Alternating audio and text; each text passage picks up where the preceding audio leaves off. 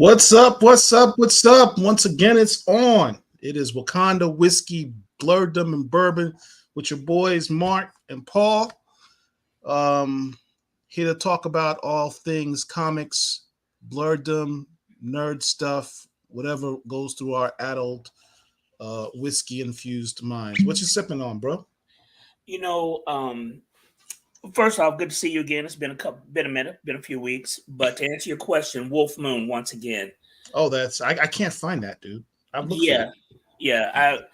I've got a couple other things that are in there that I bought and or were gifted to me recently, but I felt like going with an old standard, something I know I would enjoy. So yeah, I'm gonna wait till I guess St. Patrick's Day to open up the scotch that I have, Well, even though great. it's scotch or whatever. Slanjeva. Raise your glass, dude. Yeah, I'm trying to toast you. yeah. You gotta clean. Um, Let's but add yeah, our special guest for this evening. We've got him, the leader himself, King Richard the Panther Hearted, aka Richie Rich, aka OG, aka OG Rich, aka the Texas dollar bin diving book flipping OG Rich Spectacular. I gotta work on that one. Wow. Really, bro? where are you, Rich? Where do you live? You in Dallas or Houston or I'm in where? Fort Worth. Fort Fort Worth, Worth. Fort Worth. Gotcha. but I'm And from don't be Houston. So yeah. surprised. Listen, if you come here again, which you probably will, don't be surprised if I ask you that same question again because I got a horrible memory. So I'm just throwing it out there. That's It's all slightly good. true. He has a horrible memory when it comes to certain things. So that's it. Um, It's it's all good. been It's a, all good. it's been a minute since we've been here, but in that time, let's start off with the Batman. Oh no. We're gonna start with the reads of the week. We'll get to the Batman. The Batman's the end of the show. Okay. So let's start with what everybody's read this week. Well, all my This is gonna be a stuff is short from segment for me. Come on, Rich. I'm my just stuff saying. is from the past month. That's all good. Noctera, which is Noctera. good. I'm like way behind on Noctera. It's an excellent book. I'm just behind. Static number 6, which was excellent. I would really want to talk about this one. This was a really, really good read this week. Normally, it's written by Reginald Hudlin, but this issue was written by Vita Ayala. Very, very good book. Nubia and the Amazons, which I really, really Well, enjoyed. hold on. Slow down. You're going way too fast. Let's talk about the first one. Well, let's just go through all of them and then come back. All right. Fair enough. Go ahead. Nubia and the Amazons, the conclusion of that miniseries number 6, which led right into the Trial of the Amazons. Hold on, my books are falling. Trial of the Amazons, which just dropped number 1, which is a very good read. Naomi, its second iteration came out, another 6-issue limited series, which is pretty good. Yeah. A lot of people aren't going to think about this one, but the Suicide Squad. And the reason why I included the Suicide Squad is everybody knows the Suicide Squad is run by Amanda Waller, a sister. And this iteration of Amanda is a beast. Now, I collect volume 1 of the Suicide Squad that came out in the 80s. This Amanda Waller right here puts the other Amanda Waller to shame. Let's see. Nita Hawes, Nightmare Blog. Yeah. And finally, Avengers, because the team is led by Black Panther. So those are the ones that I have that I want to talk about. I have all of those books you just pulled, or I either have them in my possession or I've ordered them. But haven't had the opportunity to read them because you got so much. I know. What about you, Rich? I've read some of them. I got books, all of these, but I haven't read them yet. Strange Academy, number 17. That was a good book. That is the most slept on book, number man. 6. Spawn, number 30. I Am Batman, number 7. Yes. Very good book. Of course, Black Panther, number 4. New Masters, number 2. Another good book. Nita Halls, of course. Yes, sir. And Nubia, number 6. And I love Trial that of the cover. Amazon. Yeah, that, I mean, Rich. to me, this is the best cover before is the Nubia cover. The Nubia. Right. I really like that's hands down the best Nubia cover they've done. Hey, Rich, let's go back to 2 books that you mentioned. You mentioned New Masters, and you also mentioned Strange Academy. Starting with Strange Academy. Is Dr. Voodoo in head of the Strange Academy? Is that why you included that? Dude, you're not reading well, I've been reading Strange Academy since it began, and Scotty Young and Humberto Ramos, who used to work at Milestone, was doing the work. Well, actually, Scotty's writing it, and Humberto is doing the art. And I've been reading it since issue 1, and it's really my favorite Marvel book. It's only going to be 18 issues, I want to say, but it's getting ready to end. But Dr. Voodoo is prominently in the book. He's the headmaster of the Strange Academy. It's kind of like basically Hogwarts meets superheroes. Right. So yeah, it's a fun read. It's definitely a fun read, man. I think it really is Dr. Voodoo's school, but he doesn't have the name recognition that Dr. Strange does. So that's why I think they've left it as Strange Academy. But for all intents and purposes, it's Dr. Voodoo's school. So basically, it's like a Xavier school for gifted youngsters, but instead of mutants, it's magic and whatnot. It's the mixture of New Mutants and Harry Potter. That's easily the best way to describe it. Okay. Dope book. Scotty Young, who knew the dude could write? I mean, everyone knows him from the funny cartoonish covers that he does. Like what, for example? As you know, I don't know names. So what would he have done that I would know? Do you remember that he did a Black Panther series? Remember X Babies? Yes. Yes. He's the one that does. He does that art. Okay. And he's a brother? No. Oh. No. Humberto Ramos is the artist on the book. As Richard said, Humberto Ramos got his start at Milestone. He did Hardware. He did one of the best runs on Hardware. And from there, he just went into the industry. He had a very long, prominent run on Spider-Man, Amazing Spider-Man. One of the better runs. Yeah, he's an excellent artist. Excellent artist. And his artwork just keeps getting better. His artwork's got better on this run. Yeah, it's interesting in that, like I say, they getting ready to go on hiatus. They're supposed to bring it back, but I don't know if they're going to be the same team.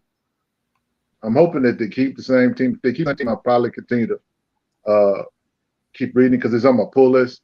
Dr. Voodoo is in it, but here's the thing. He's been in it from the very beginning, but for whatever reason, Marvel decided they wanted, of course, to kill Doctor Strange.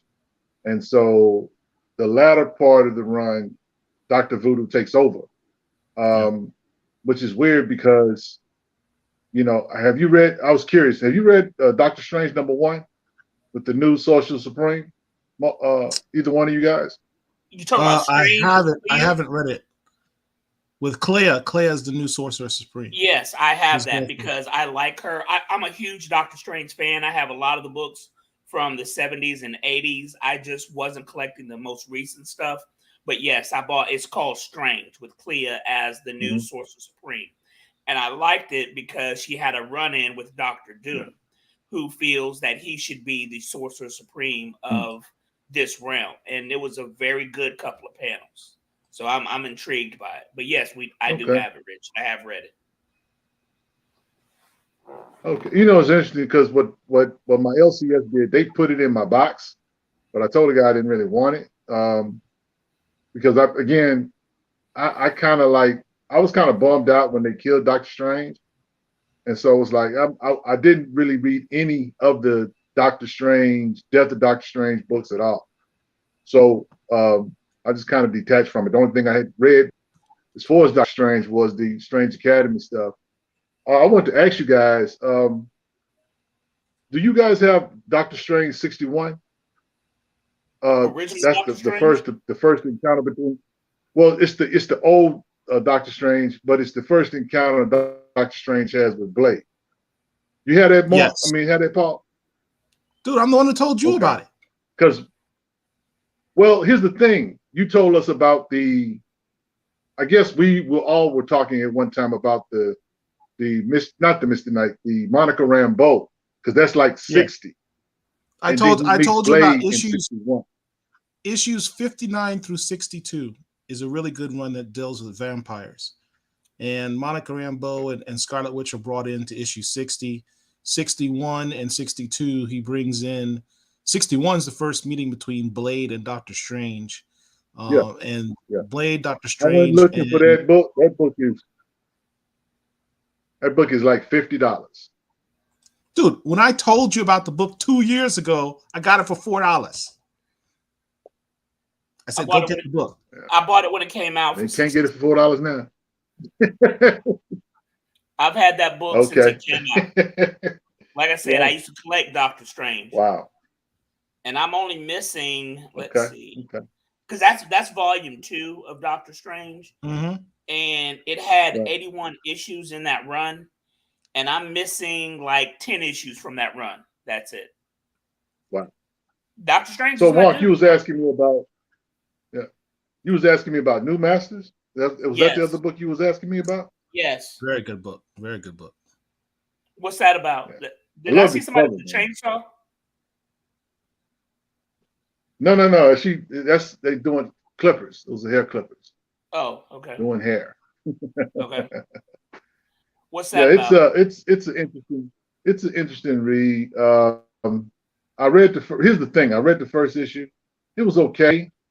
I was intrigued enough to issue 2. It's a lot of world building. So I really can't clearly tell you what it's about. Paul can probably tell you better than I can. But it's kind of like post-apocalyptic type setting. And there are I don't want to confuse it with this other book that I'm reading, but isn't it, Paul, where they're like limited resources and they're kind of like trying to barter and trade for these resources? Right. Does that ring a bell? So basically aliens came to Earth. Okay. And I guess they're sort of integrating into Earth society. This is far in the future. And the book is taking place in Africa. I don't remember which country. I want to say South Africa, but I'm not entirely certain. So this family, man, woman, and child, the main protagonist is the child, a woman who has a bionic arm, cybernetic arm, and she's like half alien. Well, her mother looks like she's like half alien, half human. And her father is fully, human African dude. So the daughter looks like she's kind of a hybrid. Richard's absolutely correct. It's a slow build. They're doing the world building right now.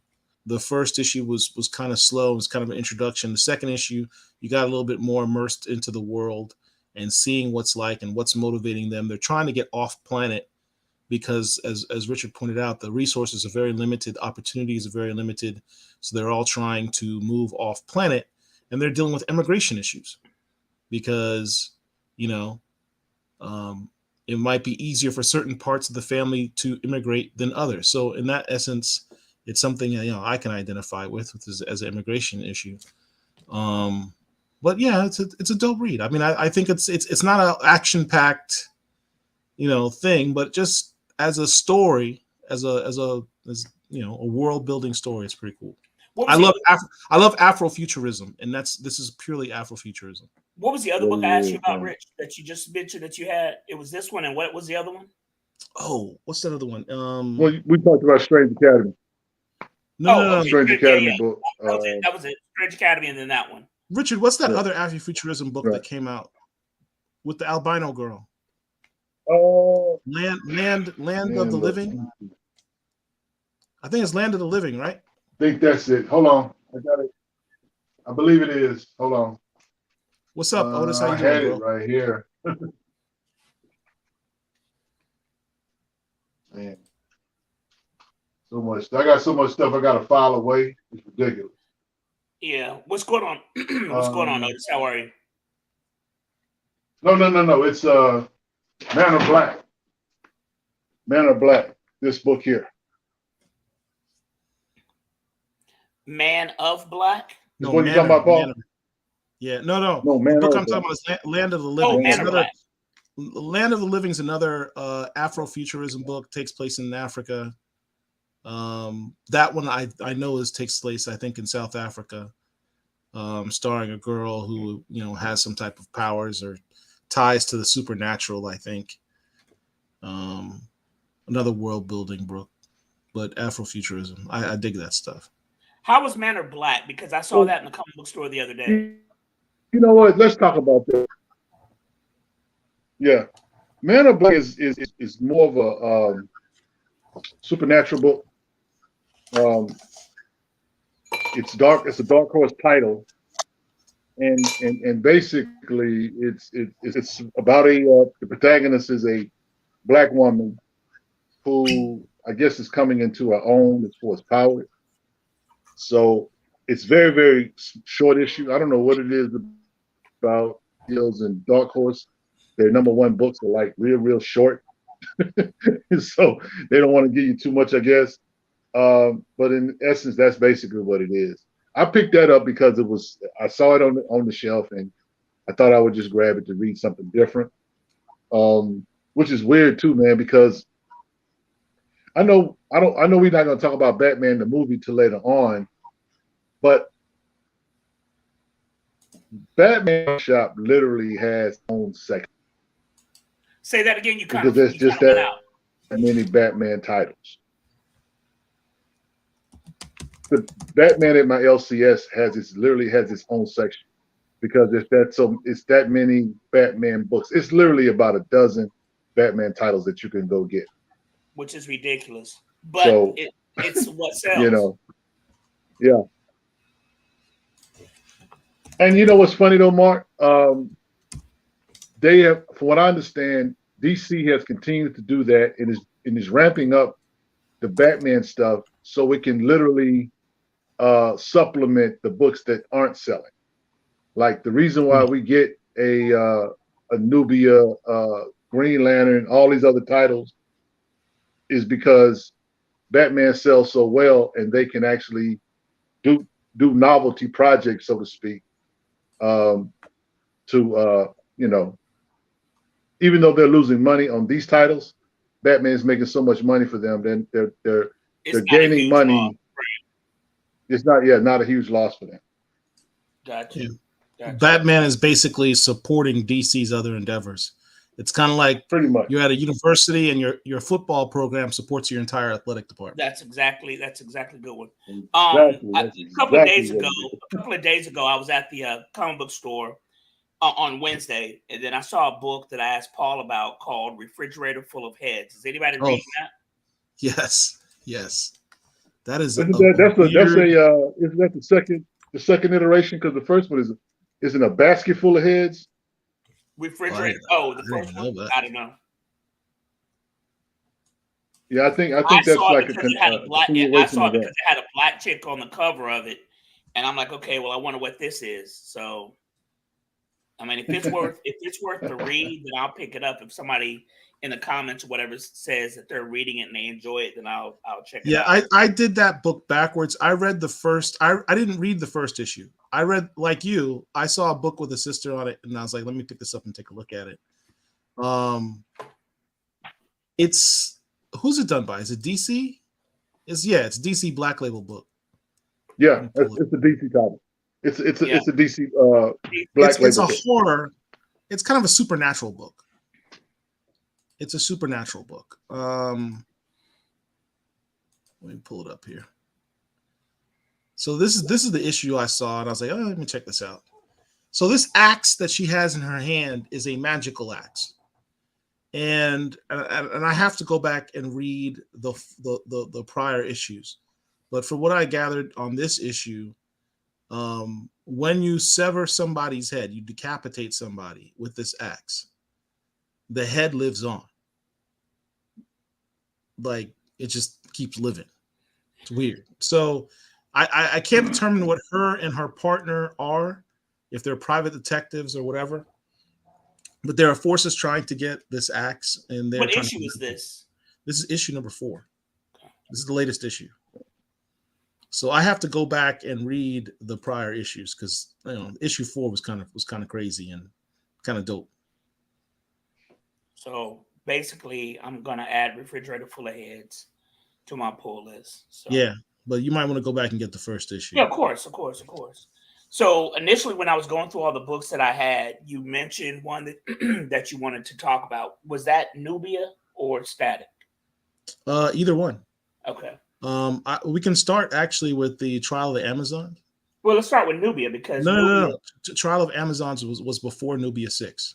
So you want to start with Trial of the Amazons first? No, because the end of I'm 110% sure on this. Pull up your Trial of the Amazons. Go look in the back. It says continues the story until Nubia 6. It should shade. It should shade on the right, top of it. You're right. Part 1 of 7. You're right. You're absolutely right. Yeah, because I thought what happened at the end of the Amazons was in the end of Nubia, but it was reversed. So yeah, you're right. Prior to Wonder Woman 7 and some change, I can't remember exactly what number, I was not a Wonder Woman guy. The only Wonder Woman that I had was the crossover Wonder Woman and Conan, and then there was some stuff with the Justice League Dark or whatever, and I started picking up Wonder Woman because there was some cross-issue stuff involving Asgard, their version of Asgard or whatever. But I'm not up on her mythology the way I am other stuff. But then when Nubia came out, being a Black character, I of course picked that up. And it started out kind of slow for me, but halfway through it really picked up. I really liked how Nubia is being portrayed. She seems to be a very good queen. No spoilers about what happened at the end of Amazons or the beginning of Nubia. But with her, Nubia, being the queen of the Amazons, I really like how she is navigating being the leader when Hippolyta had been the leader for literally thousands of years. The artwork is cool. The story is cool. On a scale of 1 to 10, I would probably give Nubia about a 7.5 or an 8. And I did really like Trial of the Amazons #1. This one issue was very good. I really enjoyed this one issue. All right, so I actually have been reading a lot of these Wonder Woman stories mostly because of in relation to Nubia. Richard is actually the one who pointed out to me that this current iteration of Nubia's introduction into this current DC universe was, what issue was that, Rich? Wonder Woman 75. Wonder Woman 75. This Nubia is not the one who was introduced back in Wonder Woman 204. This particular iteration of Nubia, because DC always resets their universes with various crises. This particular Nubia was her first appearances in Wonder Woman 75. So I've started to try and read sporadically various issues where she features prominently in Wonder Woman, in addition to Nubia. What's going on basically with the Trial of Amazons? And this kind of also ties into what happened in the Future State, where they introduced Yara Flor, the Amazon from Brazil. So there are 3 Amazonian tribes. There's Themyscira, which everyone's familiar with where Diana Prince is from, where Hippolyta is from. There's also Bana Migdal. Bana Migdal was a tribe of Amazons that was actually introduced in an issue back in the George Perez run. They're based out of, basically, for all intents and purposes, Egypt. Somewhere, they just kind of do it generally, kind of the Middle East, but for all intents and purposes, it's Egypt. They're more violent. They're kind of like the Klingons of the Amazons. Is probably the best way to say it. They're very They're warrior not based. immortal either, like the Themyscirians, right? I I don't think that they're. I don't think that they're more. I don't think they're immortal like the Themyscirians. That's the impression that I got. I don't know about that because Atalanta is part of that group, as is Artemis, and they're immortal. Yeah, but they're Themyscirians though. Yes, but they've moved to they're been adopted into Bana Migdal. I don't know the details of it, but they're with the Bana Migdal Amazons. I don't know about the immortal thing or not. Also, the third tribe is Yara Flores tribe, the Esquecidas from Brazil. If you want to know more about them, you've got to read the Wonder Girls series by Joelle Jennings. I think her last name is, or Joelle Jones. So Nubia became queen of the Amazons when Diana apparently, quote unquote, died, and Hippolyta decided to take her place in man's world in the Justice League. So a trial was commenced, and Nubia won and became queen of the Amazons. That trial was actually took place in Infinite Frontier, maybe Infinite Frontier 1. Richard, you're the DC guy. Tell me. I think it is Infinite Frontier. Yeah. It so is. she zero won. or one. Yeah, it's either 0 or 1, and she became queen of the Amazons. And she's been a good queen.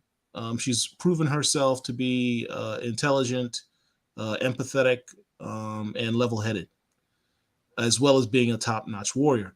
Nubia has been, for most of her life, the guardian of Doom's doorway. There is a doorway in Themyscira which the gods have put the Themyscirians in charge of, and that doorway leads to like another realm, underworld, where demons and monsters lie. And the Themyscirians, as protectors, elect a champion who is the best warrior they have, basically, to guard the door and make sure nothing comes through. And Nubia's job has been that for a very long time. Let me just interject something real quick. That part of the story doesn't make sense to me. You have a whole island of immortal warriors. Why would you saddle just one person with that duty or responsibility? Have a rotating list of guards to guard the door. That really just didn't make any sense to me. But anyway, go ahead. All right. So now that the Esquecida have been revealed, the Bana Migdals are there. There's a kind of a changing. Diana came back from the dead, so now there's Hippolyta's come back from the Justice League. Now there's questions as to who needs to be the new queen, because now we got 3 tribes. They're all sort of battling, saying, but let me backtrack. Because Nubia is now queen, they need to find a new champion to guard the Doom's doorway. A contest has to be held to have the new champion of Doom's doorway. But the contest for that champion is open to all 3 tribes. But at the same time, the leader of the Bana Migdal does not like Nubia. The leader of Bana Migdal is also assisted. She doesn't like anybody. She's a bitch. Yeah, she's not nice. So she's like, well, while we're doing this, I also think we should find out who our new queen should be, because I challenge. So in essence, they're having a challenge for who's going to be queen of all Amazons, as this is also going on. So this trial of the Amazons is not just a trial for who's going to be the guardian of Doom's doorway, but the leader of all Amazons for the foreseeable future in the DC universe. And what I'll say, the chick who's a bald-headed chick who comes from the Bana Migdal, or however you pronounce it, she's got a chip on her shoulder. Feruza. Her name is Feruza. She's got a chip on her shoulder because her tribe have been treated like redheaded stepchildren, I guess, for their entire existence. And so she's got some attitude going forward. You know, the Themyscirians are considered, I guess, the true, real Amazonians. And she's like, well, listen, we exist as well. So she's got attitude, not just with Nubia, but with every Themyscirian. And it was her basically subtle idea that whoever wins the championship, whatever tribe wins the championship, not only takes over guardianship of the door, but becomes leader of the entire Amazonians, all three tribes. And she doesn't have any respect for Nubia because she feels that Nubia was just given the throne by Hippolyta. And she herself, whatever her name is, feels that, look, anything that I have and have, you know, I fought for whatever it is that I have.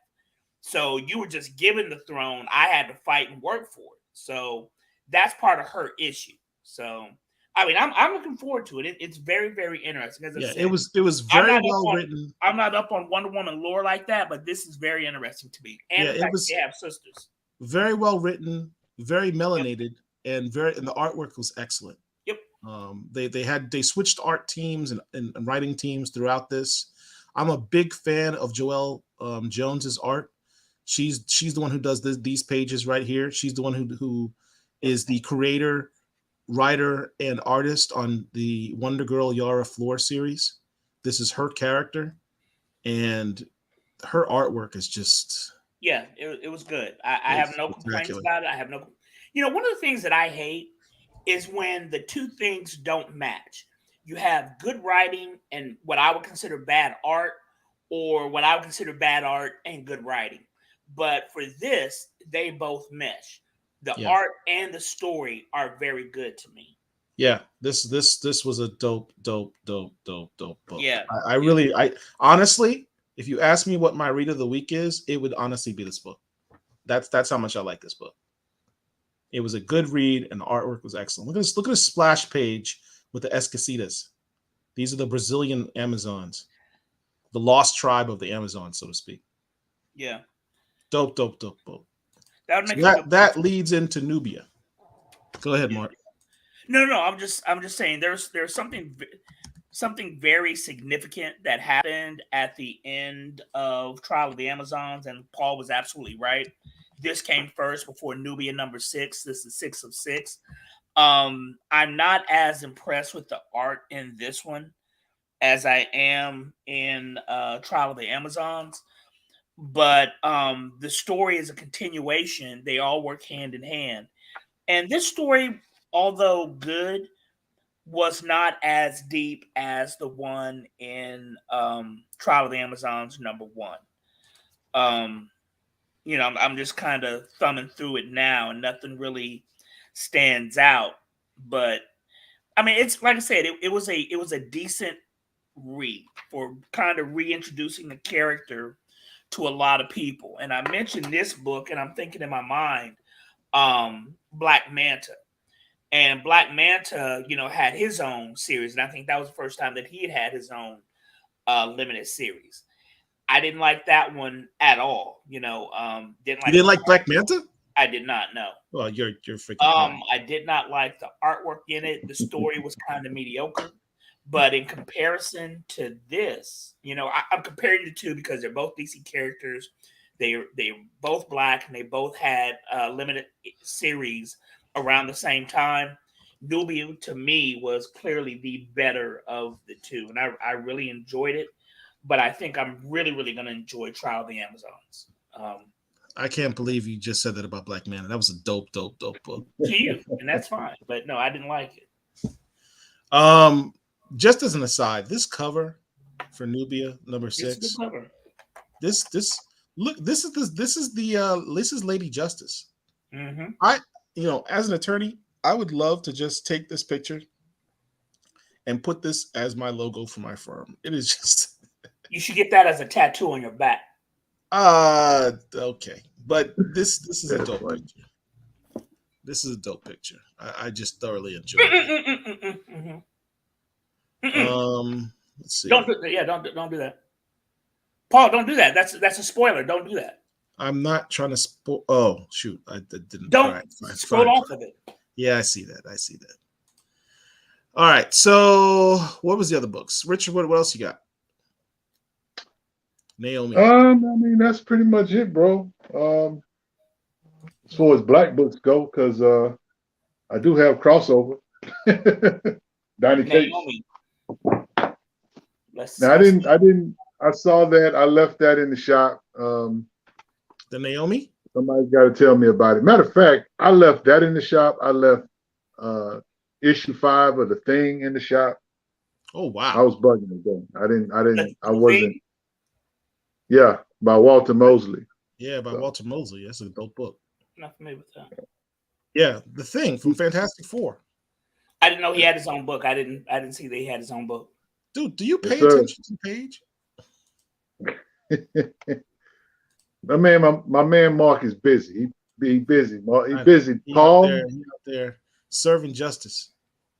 I like this character. I like her better in her own book, more so than I do the Justice League. As I've said here previously, I am now collecting more DC titles first run than I ever have before. I'm collecting the Justice League, and Naomi, she, unlike a lot of the younger superheroes, didn't start off with the Teen Titans or Young Justice. She went immediately to the DC Premier A-Team, which is the Justice League. That's not true. What do you mean? Oh, well, yeah, she was in some stuff that you read. She joined Young Justice before she joined the Justice. Okay. See, I don't collect Young Justice. I don't read Young Justice, so Paul knows about that. But for me, it seems like she went from her own book limited series immediately to the Justice League, but apparently she had a stop off along the way. I like her as a character. And because we're discussing this book, we've got to discuss the series which premiered earlier this year. That series isn't good. I mean, it's just not good. I have no interest in it whatsoever. The television series, not right. The CW television series. I have no interest in that show whatsoever. I watched the first 2 or 3 episodes, and I'm just not impressed with any of it. It's a shame because she is an interesting character. She's a strong character physically and mentally and emotionally, but I will continue to support the book. This issue of Naomi was good. Yes, I agree. I enjoyed it. I enjoyed the first original series. Yep. I love that they're now starting to expand more upon her powers, and she's starting to have some greater understanding as to who she is. From what I understand, what's going to happen in the future, they're going to delve more into her background and where she's from. So that's all good stuff. I'm a huge Brian Michael Bendis fan. I love Brian Michael Bendis' work. I cannot, in good conscience, watch the Naomi television show when this book is back on the when this book is back on the stands, because they're so different. They're just. I mean, it's so different, and the quality is different. For example, quality. That's what I'm talking about. Is the quality is just so different. I have been a viewer of the Arrowverse going back 7 or 8 years when Arrow first. Hell, we can even go further than that. When me and Paul used to watch Smallville back in 2001. Wow, you're gonna date us like that. Precursor to all of this stuff. But I'm a huge fan. I know a lot of people don't like it, but I'm a huge fan of the CW. The only show that I didn't watch is Supergirl, which was a transplant from CBS, and what's the other one? Legends of Tomorrow. Whatever. Legends of Tomorrow. I watched it for 1, maybe 2 seasons when I had to write the synopsis for the local CW affiliate. But like I said, I'm a fan of their work. But this series is just the episodes that I saw just was not good. And I compared, for example, to 2 separate series that are CW shows as well. I compared to Black Lightning because they're both filmed here in Atlanta, and it involves Black characters. And I compare it to Stargirl, which is also filmed here in the Metro Atlanta area and involves a teen girl like Naomi is. All those other 2 shows, Black Lightning, delves, especially from episode 1, delved into Black issues of being a Black superhero, being a Black person in America. And it was done extremely well. They had a very compelling villain. The story was phenomenal. The acting was great. The music, the soundtrack of season 1 of Black Lightning, I challenge you. You can compare that soundtrack to Black movies of the 90s. One of Black Lightning, you know. Then you look at Stargirl. Stargirl is very saccharine, but it is cute and it makes sense. And it got right into the meat of its story, and it was a fun story. This Naomi is just to me, it's just not fun. And once again, Ava DuVernay's name is attached to it, and I know a lot of people may not want to hear this, but there has been most of what she's done I've not been impressed with that I've seen. Selma was an important movie. I don't think it was a necessarily good movie. I didn't watch A Wrinkle in Time, but from the people I know who saw it, thought it was horrible. When They See Us, I did not watch that, but I know a lot of people did, and they said it was good. I'm not going to watch any more Black trauma porn, is what we call it. But her name is attached to this, and it's just, to me, as an avid television watcher, as an avid comic book related TV show watcher, as a CW fan, as an Arrowverse fan, I just, I can't. I lost my ability to take the show seriously. And Mark knows what I'm about to say. When, Naomi and the Scoobies go to a university on a field trip, and the one nerd dude, they have to break into the lab to steal, whatever, the talisman. Something. And the one nerd dude's like, good, I have outfits for all of us to wear as we stealthily go, all 6 of us, and break into the lab so that we can get the one talisman. In broad daylight. In broad daylight. And I'm like, if it was in the middle of the night. Let's backtrack here. Why are all 6 of you necessary when you're trying to be inconspicuous? That's the first thing. Secondly, why is it that you would need, Black outfits to look inconspicuous in broad daylight? That doesn't make any sense. Thirdly, how did the dude know that there were going to be 6 of them going to break in when it was all done sort of ad hoc? Okay, because to piggyback off what Paul just said, right? Naomi wanted to go find something to do something. I don't even remember what the hell it was. It was to get the talisman. Whatever the hell the talisman is, it doesn't matter. But Naomi needed to go do something in the lab. So it was going to be maybe just her. Then somebody else, like her, you would think it'd be her and like the one nerd smart dude who actually knows how to run. To look out, whatever. Okay, so it's supposed to be her, and then this other person said, "Oh, okay, well I want to come," and then it was a snowball effect that you've got 5 or 6 of her closest friends to go break into this lab, and it just so happened that this person had outfits that fit for all 5 or 6 of them that they didn't need in broad daylight. That he just pulled out of his knapsack. Like, why are you walking around with a knapsack full of clothes? Like, who? Right. And how'd you fit clothes for like 5 or 6 people in that one little knapsack? How did you know? How did you know you were going to need clothes? I spent so much time thinking about that. I don't even remember the rest of the episode. It's not good. It's really not good. I hope it does well. I hope it gets its 2nd and 3rd seasons, because that's Black folks being put to work. That's another thing. Black Lightning was a Black show. It was a blackity black. That show was all of the stars of the show were Black. And we're talking like 5 or 6 people who were main characters on the show. You had ancillary characters who happened to be white. You had Gamby, you had Gamby's girlfriend, and maybe 1 or 2 others. But it was a very, very Black show. Naomi is not that.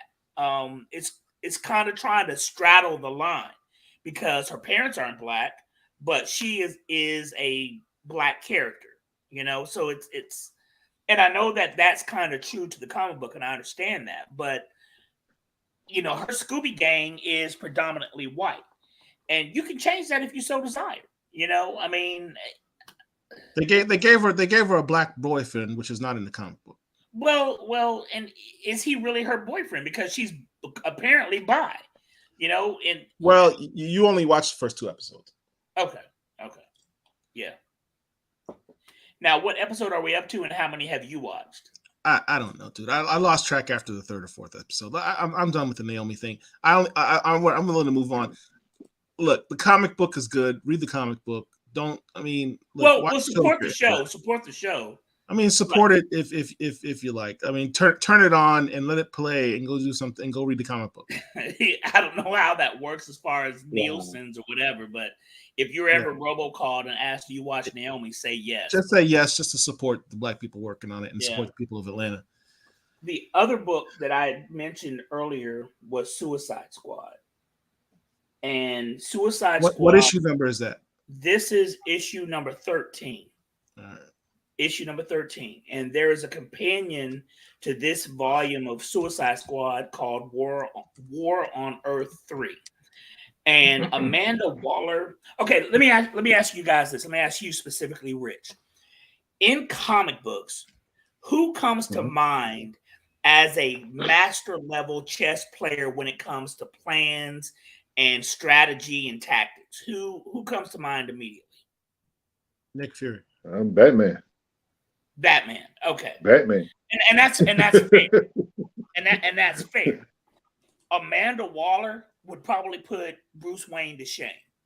This volume of Suicide Squad Amanda Waller is the most ruthless Amanda Waller that I've ever seen. And again, I've been reading Suicide Squad from volume 1. I love her as a character. She is smart. She is dedicated. Well, she was dedicated, and she is ruthless as hell in this volume. Basically, okay, on the picture that's up on the screen, you have the alt-world Superman known as Ultraman, okay?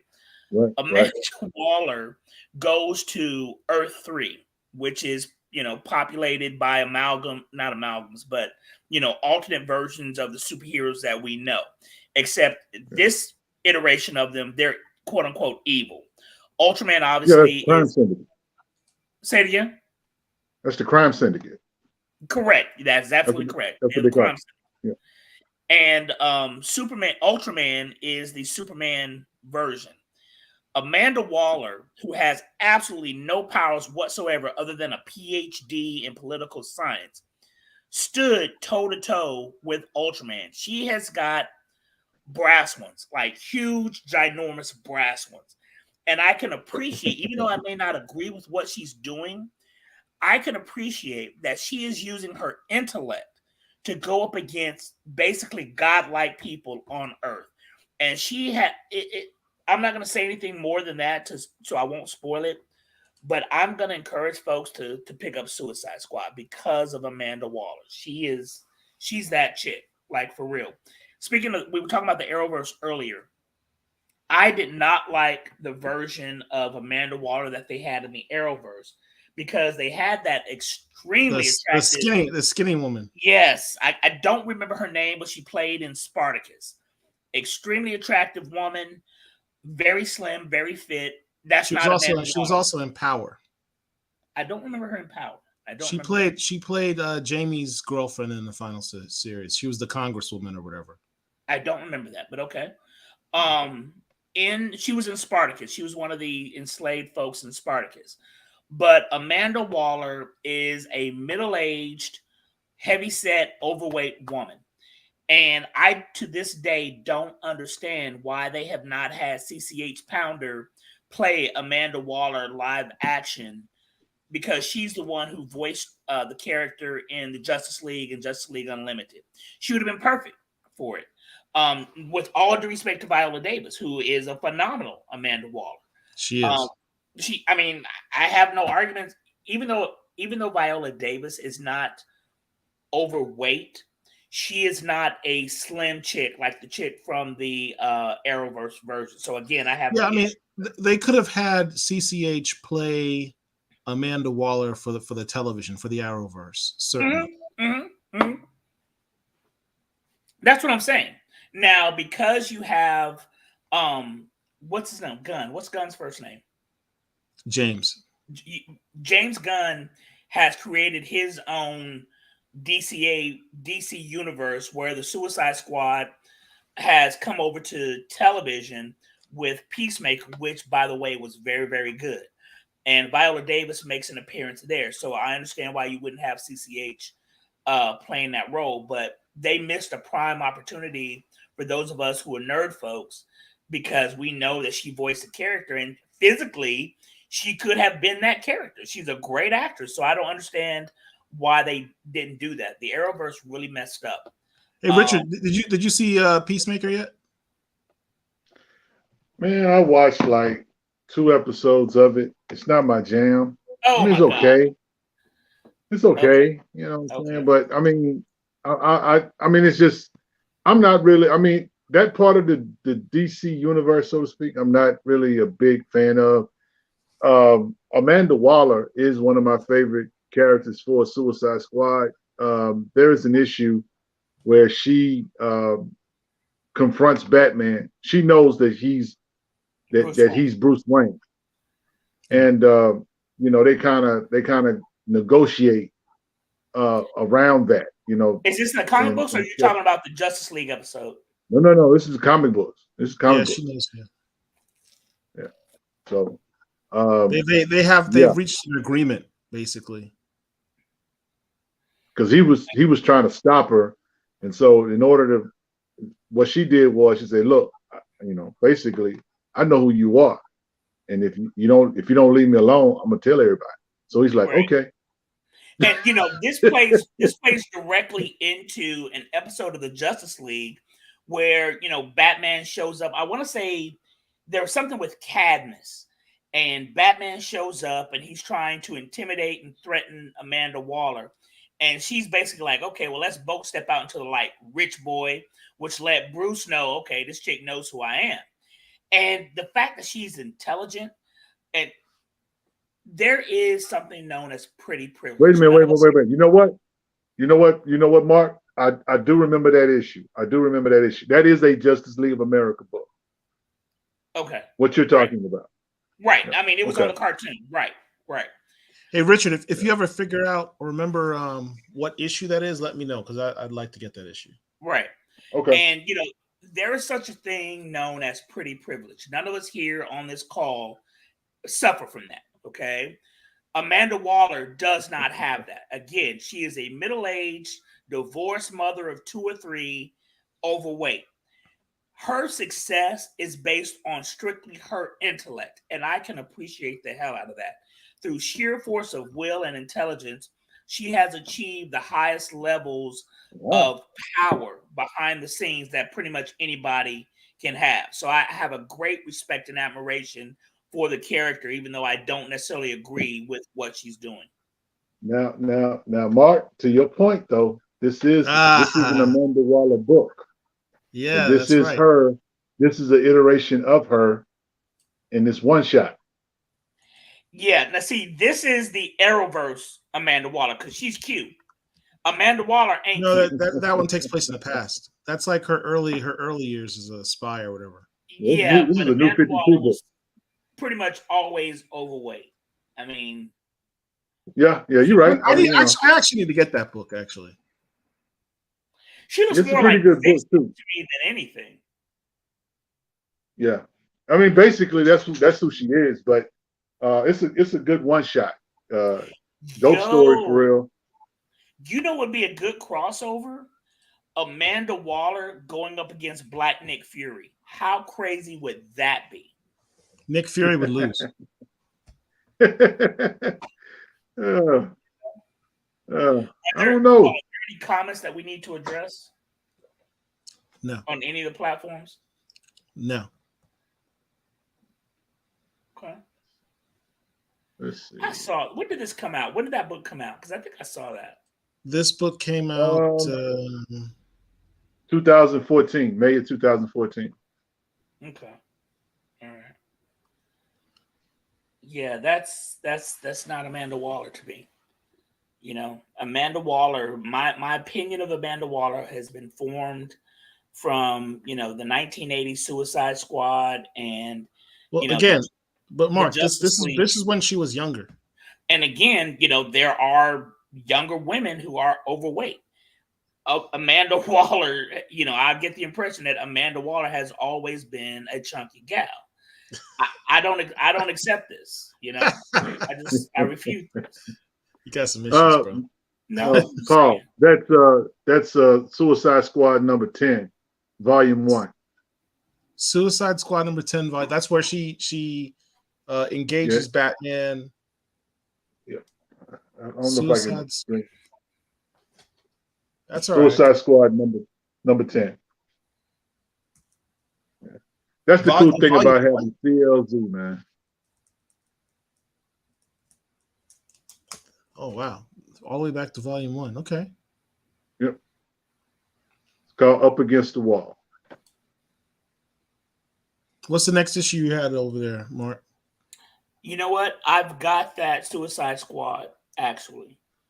Volume 1, which came out in the 80s. I'm only missing 1, 2, 3, 4, 5.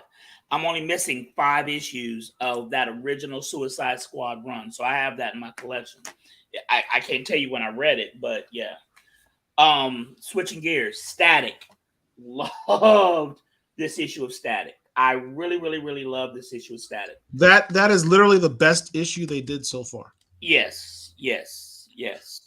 It's not even close. This is they call it season 1, and so what I guess it's their version of a miniseries, even though they don't call it a miniseries because Static is going to take a hiatus and they're not coming back until summer, it says 2022. So that to me means June or July.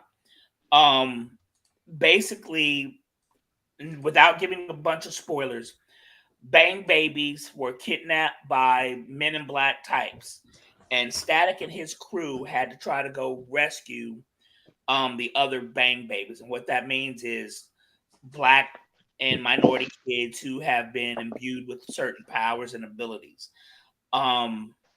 Static and his crew go to rescue them. Whether he's successful or not, you'll have to read the issue to see. But the conclusion of the book and just how it plays out, I tweeted earlier, and you can find me on Twitter at ATL Blurred 2 because ATL Blurred 1 was shut down for some reason. I told the writer that she did a very good job. The writer is Vita Ayala. Vita Ayala did her thing. I want to say Reginald Hudlin wrote the others, maybe 1 through 5, 1 through 4. But issue number 6, this issue that's up on the screen, very extremely good issue. I really, really enjoyed that read. Are you collecting this, Richard? I am, and actually, that is. Do not ask Ayala. Richard any questions about Static. Static is not this version of Static is not my favorite. Vita Ayala did write all the issues though. Reginald Hudlin's writing. Reginald Hudlin did. No, Reggie Hudlin is writing on Icon and Rocket. Oh, that's right. I apologize. Yes, that's right. Yes. So, but I mean, here's the thing. I was having this discussion with someone recently, and I was just telling them that with them retconning Static, the origin, the way they did, I didn't like that, and so I kind of went into it with a kind of negative attitude, and I'm hoping I don't have the same issue when Blood Syndicate comes out because they're retconning Blood Syndicate as well. But I mean, it's been okay. To interject, I'm sorry to interject, Rich. What's the difference between Volume 1 and this iteration? Oh my God, Otis calling you out, man. I know. Get off my lawn. He knows. Otis knows how I feel about this book. So the difference is, back in my day, Static flew on a trash can, and he liked it. No, the Virgil Hawkins from back in the day was a very fun-loving, witty, wisecracking character. This guy is very emo and seemed like he depressed the whole time. I think this might be the first issue he may have actually smiled. No, the issue prior to this, there was a change. I honestly believe that. I don't know.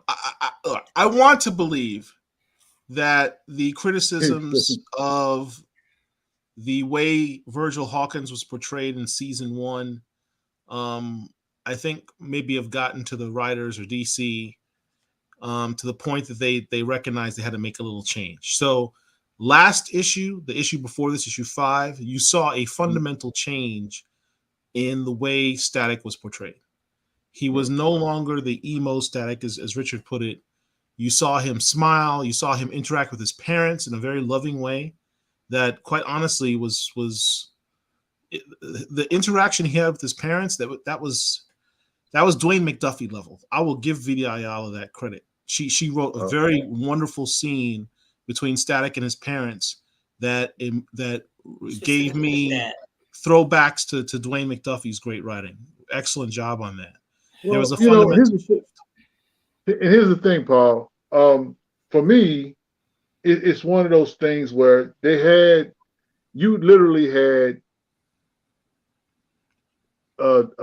3 decades, or should I say, at least 20 years of Static books to pull from. Yeah. To write this volume. You had a cartoon, and they literally took nothing from the old guard and used it. And it was like, it didn't make a lot of sense to me.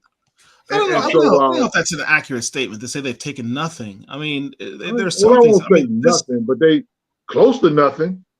I told you, they should have changed the guy's name. He shouldn't have been Virgil. This issue countermands that assertion for the simple fact that this issue brought up an entire squad of villains that were in an episode of Static Shock. An entire squad, including the introduction of what would arguably be Static's greatest villain outside of Hot Streak, which is Eben. I have 2 questions. I have 2 questions. Number 1, how does the current, I didn't mean that. How did the animated series compare to volume 1 of Static, A? And 2, why did the comic call it Static Shock versus just Static? Okay. With regard to your first question, there's no comparison. The cartoon was written for kids. So it's hard to compare the cartoon to the comic book. The cartoon was produced and written by... Paul is being smart. Paul is being nice. This is nothing like the comic. This is nothing like the cartoon. I'm not talking about the current one. I'm talking about volume 1. Oh, you talking about the original Yes. Static? Yes. The original volume 1 comic book in comparison to the animated series of the 90s. How did those 2 compare to each other? The one was like a kid's version of the other. Yeah, that's all it was, just a kid's version of that. Plus, what they did was, to answer your second question, I want to know if it was okay if I answer it. But when Milestone kind of basically shut down, DC still had access to the Milestone characters and their properties. And so Static was one of those properties that they chose to use. And they put out a 8-issue miniseries called Static Shock. Right. So, I mean, they've been using the character over the years, just not in a broad way, if that makes any sense. But right, and they also had that Earth M concept where the Milestone universe was sort of incorporated into the DC universe. Which iteration was that? Was that New 52? Rich, or was that New 52? New 52. So in New 52, they incorporated the Milestone universe into the DC universe. So you got to see peripherally Icon, Static, Holocaust, I think. I don't know of any other characters from the Milestone universe that came over other than those 3. Rocket. No. That was it. I don't think Rocket came over. No. She came over in the cartoon. With the Justice League cartoon, the Young Justice cartoon, but those 3 characters were the main ones. Behind the scenes says, the story is meh, but the art is cool. Hot Streak was defeated by issue 2, and Virgil was handed everything. I'm not sure if the book is getting in the hands of the youth, but hopefully. Not my Static. He also goes on to say, I'm a 90s baby. The Static Shock cartoon did wonders for me as a kid. it's a shame that the character had all that exposure and has eroded to almost nothing since then. Right. That's a good point. I just want to talk about a broader point on that right now. We cannot understate the importance of cartoons. Nope. As an introduction for kids to get into comic books. Yep. I would think that all three of us, before we even picked up a comic book, probably saw a cartoon of a superhero that led us to ultimately get into reading comic books. I know Super for me, Friends. I was about to say, for me, it was a double thing of Super Friends, or triple thing. Super Friends, the Hanna-Barbera stuff, such as Space Ghost, was it Thundar the Barbarian? And the syndicated old 1960s Marvel Comics superheroes cartoon. And hold on, you also have to add Croft with Dinah Girl and Right. Right. Electra Woman and Dinah Girl. Right. Yeah. Otis says Herculoids. Yes. Those cartoons that we used to watch on Saturday mornings before we could read, before we could start reading, because Saturday morning you get up, you turn on your television, your parents would give you a big bowl of cereal, or you go get your big bowl of, you sit down on the couch and you watch cartoons, and your parents would leave you alone because you weren't bothering them. For 6 hours. For 6 hours. Let me stop. Hold on. Don't say anything. Hold on. Check this out. For you folks who are under the age of 40, you have to understand something. Back in the 1970s and 1980s, there was actually a law that was passed that changed the way television was viewed for us as young people at that time. But back in my day, back in the 1970s and 80s, I was raised in the Central Time Zone, okay? So starting at 6 o'clock in the morning until noon, there was no live action, nothing. It was nothing but 5 or 6 hours straight of cartoons. And that's what we had to grow up on. Mm-hmm. And that was our babysitter. Right. On Saturday mornings. There was, back then, before cable, before the internet, there were three channels, ABC, NBC, CBS. Okay, that's all we had. Thank you. Oh, the Sid and Marty Krofft. Yes, thank you. Absolutely. There was no internet. Land of the Lost. The Land of the Lost gave me nightmares for years. There was no YouTube to watch stuff on. If you missed it, you missed it. All right. So you got up on Saturday in your footed pajamas, got you your bowl of Honeycrisp or whatever it was, and you sat in front of the TV for 5 or 6 hours. And there was no live action. And a lot of that stuff that we watched was based on other real world properties, like the Super Friends, or it was superhero-esque. Somebody mentioned the Herculoids. Somebody mentioned Thundar the Barbarian. There was another Space Ghost. There was a trio of folks.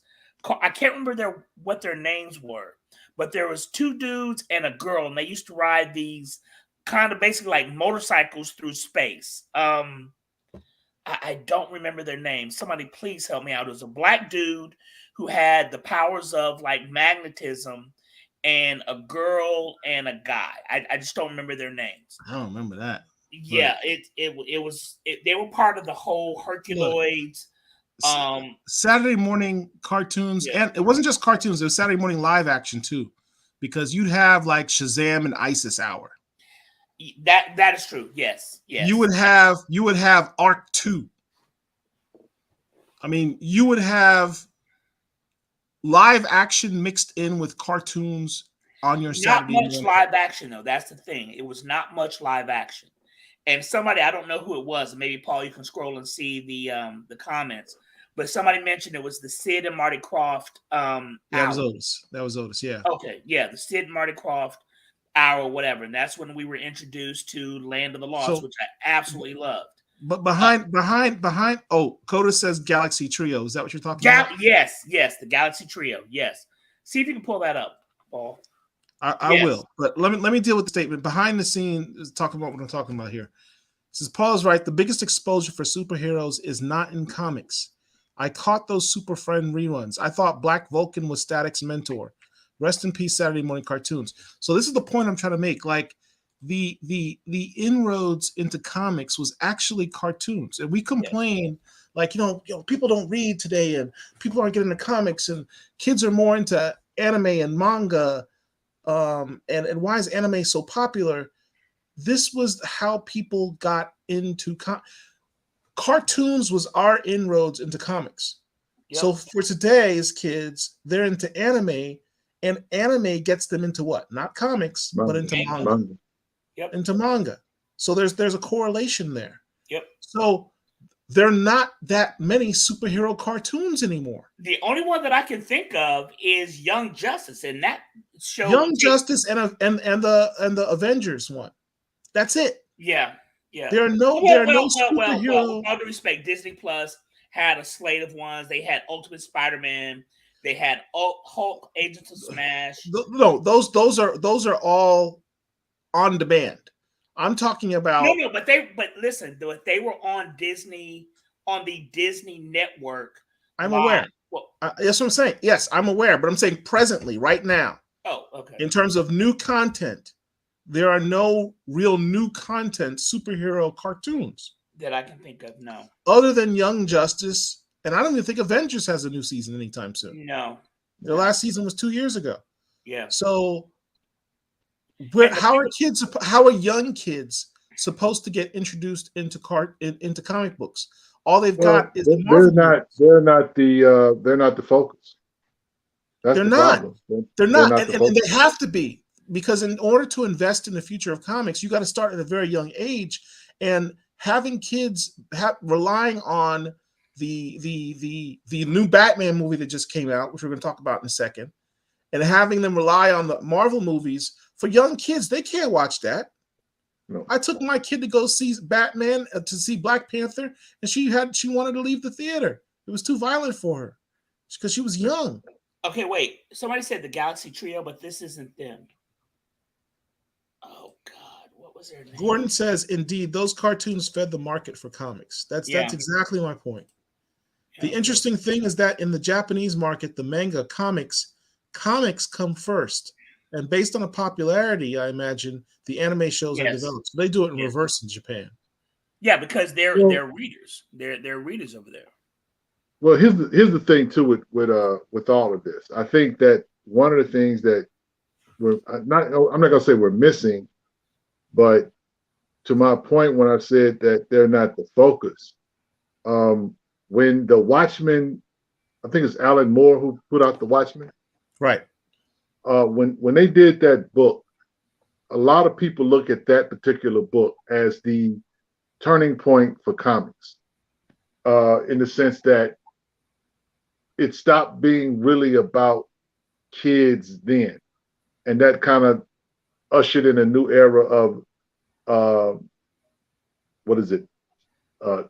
deconstructing characters and things of that nature.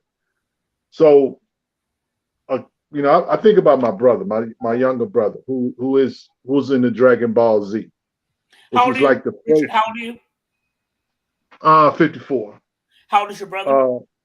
My brother he will be 51 this month. I mean in May. I'm sorry, in May. He'll be 51. Okay. But he was into Dragon Ball Z. And the funny thing about Dragon Ball Z was it was the only cartoon at the time. And you got to remember, Dragon Ball Z, after Dragon Ball Z they followed that up with Yu-Gi-Oh! And so they had this program to where, even though Yu-Gi-Oh! Had a show, they had these cards that they were selling, trading cards and things of that nature. All of these things from Japan and overseas or whatever, they feed into other revenues. Like we just talked about the cartoons feeding the comic market or whatever. And comics have just not grown or matured, because guess what? With manga, you can get a whole volume of story in a manga book for $7, $8. Well, you paying $4 or $5 a comic. Yeah. You know, it's the economic thing too. Kids can't afford comics. Yeah. If we're honest, they can't afford comics. And one of the things about manga, I don't collect manga, but one of the things about manga that's different from comic books is if you want to know about a story involving manga, you go to volume number 1, and that is the start of it. Meanwhile, when it comes to comic books, those of us who've been collecting for a while, we're both, all of us here are in our 50s, but Not yet, damn it. you'll be 50 this year. We're in our 50s, and even we didn't start at the very beginning of Spider-Man or Avengers. We all had to come in the middle, Right. and then start trying to fill holes or whatever. And that's another thing that's an impediment to people who are new into this stuff. Like I can understand why it would be somewhat intimidating if you are a new reader and you are on Amazing Spider-Man number 426. You may not want to get into that story because you're thinking, well, shucks, I have to collect 425 other issues of this story to understand what's going on with its character, versus with manga. Okay, we're on volume 13, but I just need to go back to volume 1, which is the start of this particular character. So the way that it is presented is something that's different as well.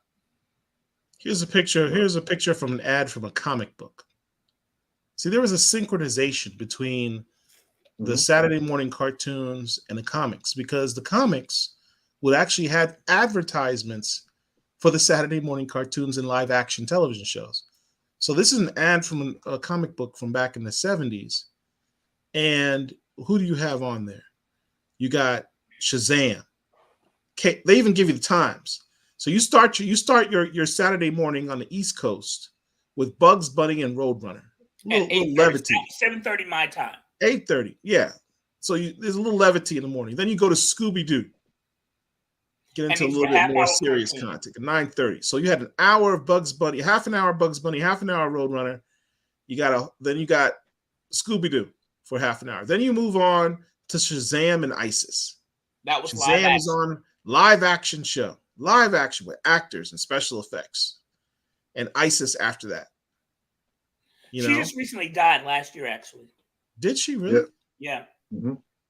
Yep. She died last year. I mean, it's an interesting deal, but until they actually make a real investment, as far as the kids are concerned, that's the problem. They're not going to be any new readers because kids they don't have no incentive to read new books. They just don't. And one of the thing that sorry to interrupt you, Richard, but the thing that I mentioned earlier about the 3, it was Teen Force. Teen Force was aligned with Space Ghost, and they would have like 15-minute cartoons that played along with Space Ghost and the Herculoids. Because I don't think any of those shows were full, 25, 30-minute shows. Did y'all remember this? I was talking about the live action shows mixed with the cartoons. Here you got the Funky Phantom. I don't remember that. The real Ghostbusters. I wonder if some of these are like regional, like maybe based on. That's from the 80s, though. The Ghostbusters from the 80s. No. This is the original Ghostbusters from the 1970s. This is the original. Remember this guy? These two guys right here. Okay, I don't know what they were on. They were on the television show F Troop. Remember F Troop? F Troop was yes. That's these two guys. Well, I don't see what you're pointing at. What are you pointing at? Make it big. Oh, make it big. I don't know if I can. All right. Because the Ivan Reitman these two guys right here came out in like 1984. So that's the only Ghostbusters that right here in the center. Right here in the center was a live action show called the Ghostbusters.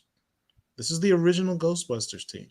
I have no knowledge. And these two actors were on the original F Troop television show. One of those dudes who was on the original F Troop is still alive, as a matter of fact. Then he had Super Friends. This was my introduction to superheroes. The Super Friends. Devlin. I liked Devlin. Devlin was one of my shows. Shazam. Yep. Arc 2 was your sci-fi thing. I didn't know that. I didn't. I knew them. I didn't watch that. Isis, the Yep. Groovy Ghoulies, which is like the monster show. Don't know that. Devlin. Like I Look, just said, Devlin and Speed Buggy. I think they played. in fact, I have. Hold on a second. I do have a Funky Phantom comic book. I have no recollection of that. Yeah. What was the Blue Falcon and what was the dog's name? Dynamite. Dynamite. Dynamite. The Blue Falcon. Yes. He was a Bruce Wayne / Green Hornet type character. Yes. Right. Dynamite and the Blue Falcon. I can show you guys a blast from the past. So these are books I found in my mom's garage from when I was a kid. This is my book for Devlin. It's all torn up on the side, but this is the book I used to read as a kid from the card because I saw the cartoon. For those who don't know, Devlin was a family of about 3 or 4 folks who were who worked like in a circus, or what's the other word? Not a circus, but a carnival. Carnival. Yes, carnival.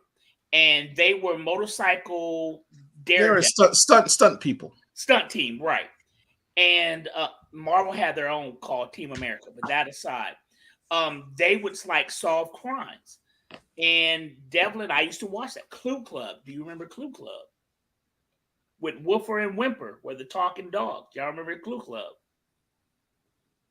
Maybe not. But all of this, we're sitting up here saying all this because the gateway to the comic books were the cartoons. And I'm sitting here's another book I had. Yeah. Everybody knows Johnny Quest. Everybody knows Johnny Quest was phenomenal from the 60s. And then I had Shazam. Yep. For that Shazam hour I was telling you about, right? And then another cartoon that was popular on Saturday mornings. Hong Kong Food. Voiced by Scatman Crothers. Yep. Hong Kong Food. These books and these cartoons, this is my Well, childhood. you know what? Here's a funny thing about that. They recently did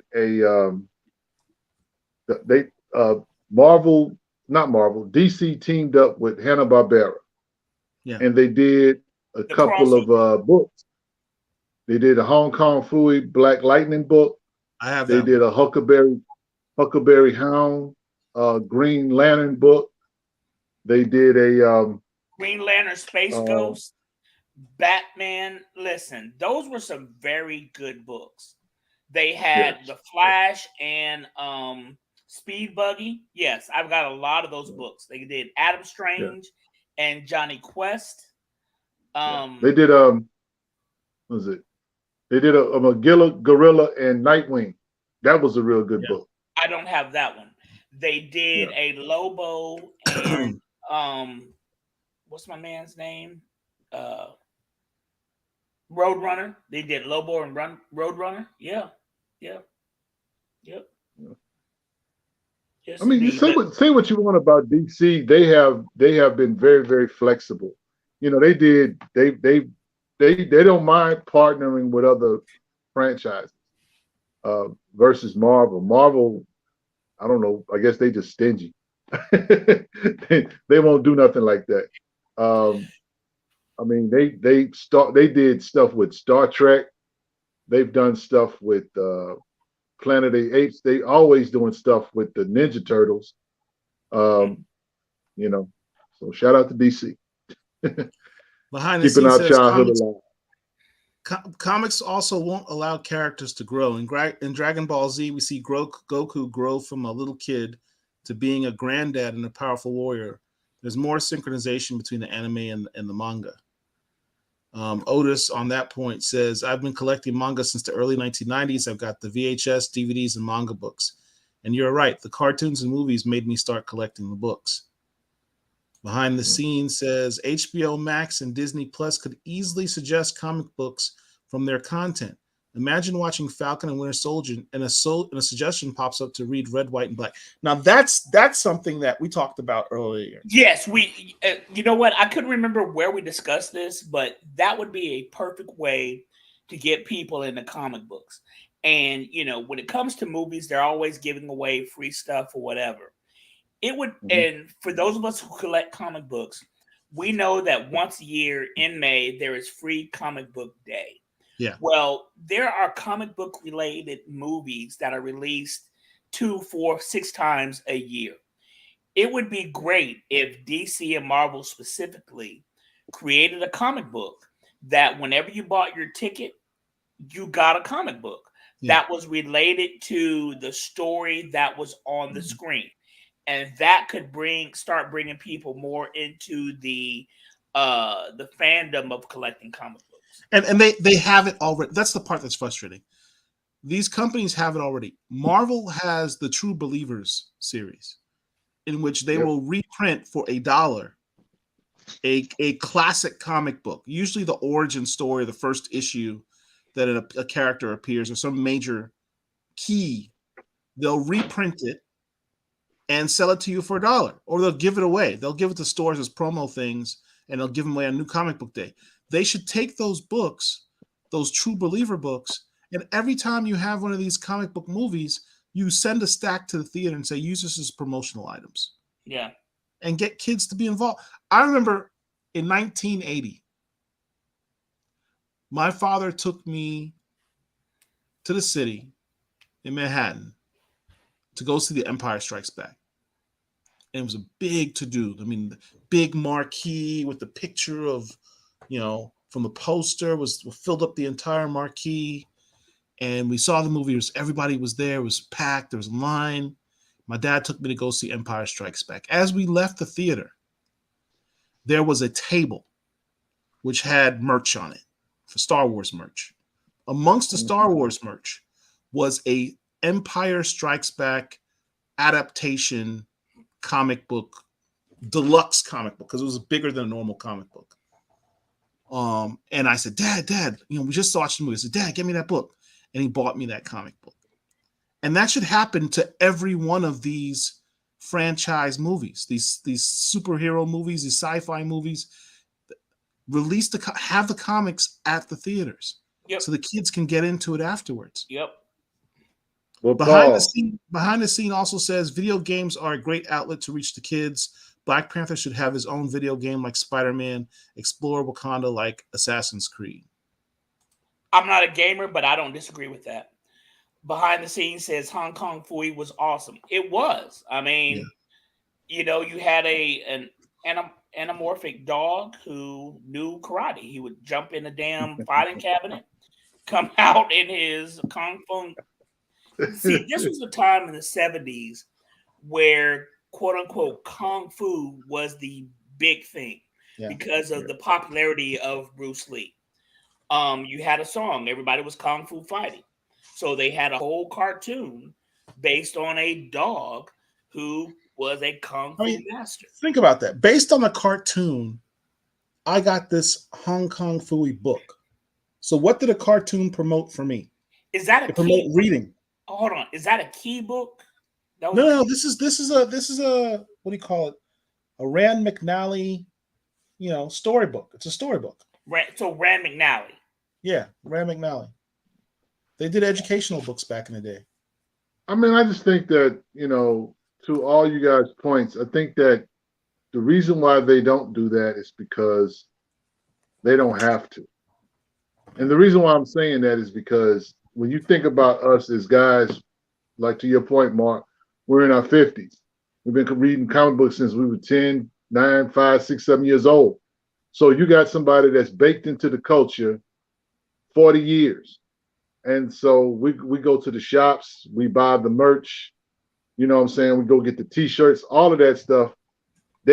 Marvel and DC particularly have a fan base that is just about the only thing larger than this is Star Wars. That's it. Matter of fact, Star Wars is so large. Did you guys know that Star Wars actually had the biggest selling comics in the last couple of years? Star Wars Yeah. comic book. Yeah, because I've been telling you guys to buy that Star Wars. More than, but I'm talking about just Star Wars in general. I'm talking about everything. More than Batman, more than any other book, Star Wars books. So when you think about that, let's look at the Star Wars franchise. All of us saw I think we all saw the Star Wars movie when it was in the theaters. Did you guys see it in the theaters? Probably, but I honestly don't remember it.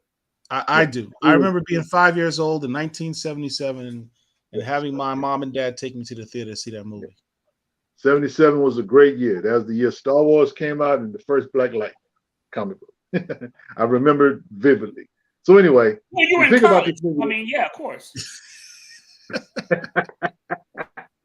So you think about this particular franchise. This movie comes out. Richard, he's only like a year younger than you, by the way. I know. This movie comes out, and all of a sudden, everybody's interested in wearing, T-shirts, lightsabers, lunch boxes, posters, the whole 9 yards. And it's been like that for over 40 years. That is just amazing when you think about it. That's just one franchise. So when it comes to things like with Marvel and DC, it's kind of sad because DC, just a couple of years ago, before they moved all their stuff to HBO Max, they used to have a channel or a streaming service called DC Universe, where you not only could watch comic book, shows or whatever, you could actually read comics on the streaming service. And you pay like $9.95 or whatever it is a month, and you had access to all of their content.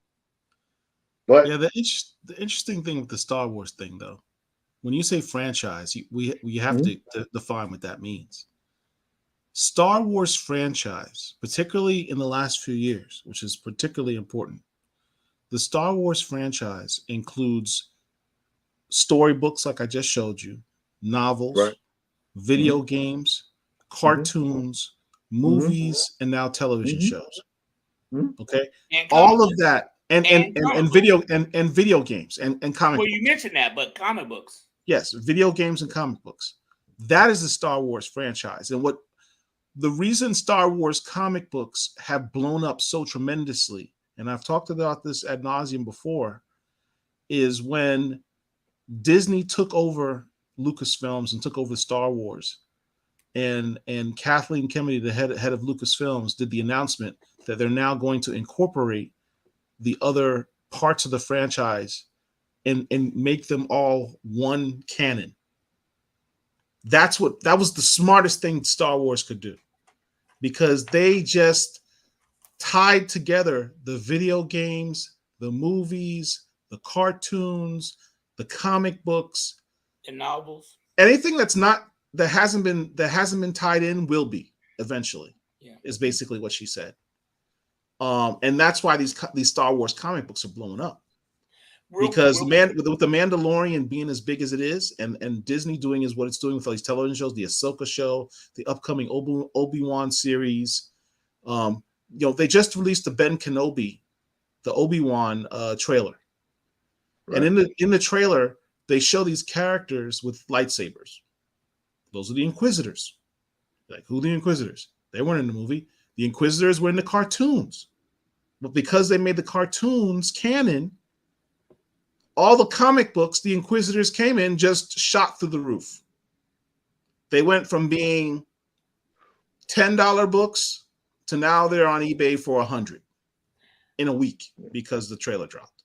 Real quick, I want to interject and go back a little bit. And this is something that the whiskey has got me asking. We were talking about shut up, Richard. We were talking about Hong Kong Phooey. Paul, do you have the ability to play, like, go to YouTube and share the Hong Kong Phooey opening, the opening scene? Do you have that? Do you have that ability? I don't know if StreamYard will allow you to play from YouTube. Let me see. Okay. And Gordon Mahomes says, yes, Chris, I thought that was a cool feature of DC Universe. I'm not exactly sure what exactly he's referencing. Probably talking about the comics. You could read comics on the DC Universe streaming service. I mean, Right. it really was an amazing thing, but they were trying to catch up with Marvel because Marvel was bought by Disney, and so it's like, well, we got to do something. So they just dropped that, and just when AT&T, who owns the DC, decided to just move all their stuff to the HBO Max, that's when that kind of fell through. It's interesting though. Hold on one second, Richard. Okay. No. Rosemary, the telephone operator? No. Henry, the mild-mannered janitor? Could be. Hong Kong Phooey, #1 super guy. Hong Kong Phooey, quicker than the human eye. He's got style, a groovy style, and a vibe that just won't stop. When the going gets rough, he's super tough with a Hong Kong Phooey chop. Hong Kong Phooey, #1 super guy. Hong Kong Phooey, quicker than the human eye. Tick-a-chong, tick-a-chong, tick-a-chaka, tick-a-chong, tick-a-chong, in the bow, wow, wow. Hong Kong Phooey, terrific. 1974. 1970. I was 2 years old. Oh my And God. watching That was some good stuff. So when that came out, I couldn't even read yet because I didn't start reading until I was 4. So my introduction to this book, this Hong Kong Phooey book, was that cartoon. Yeah. So I went from seeing the character in the cartoon and saying, you know what, I want to read about that, and started reading the book. That's crazy. Hold on a second. Pull up that picture that I sent you, Paul, of Teen Force. Basically, a moment ago, this whole conversation for the past 15, 20 minutes, if not longer, has been about how we in our 50s were introduced to superheroes, and superheroes came through the cartoons. And I mentioned Space Ghost. I mentioned the Herculoids. Well, part of that whole crew, and it was Hanna-Barbera, if I'm not mistaken, was the Teen Force. And the Teen Force, who are on the screen now, would appear in either the Herculoids or Space Ghost. And you had Moleculad, who was the brother in the center. I don't remember the other 2 characters, well, the other 4 characters' names, but again, these were individuals who had powers and abilities above and beyond the normal individual. And so this was kind of what got us into the whole comic books. Go ahead and look that up while you're doing that. I'm going to figure out who the Teen Force actually were. Let's see. Elektra was the girl. Kid Comet was the dude on the left of the screen. And then you have Moleculad, who was in the center. Yep. And then the other 2 characters on the far right were known as the Astromites. So yes, these are the things that we grew up on that got us that introduced us to superheroes and comic books. So That's what's up.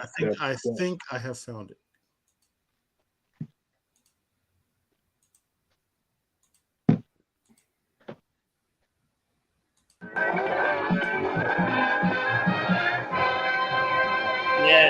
Yes.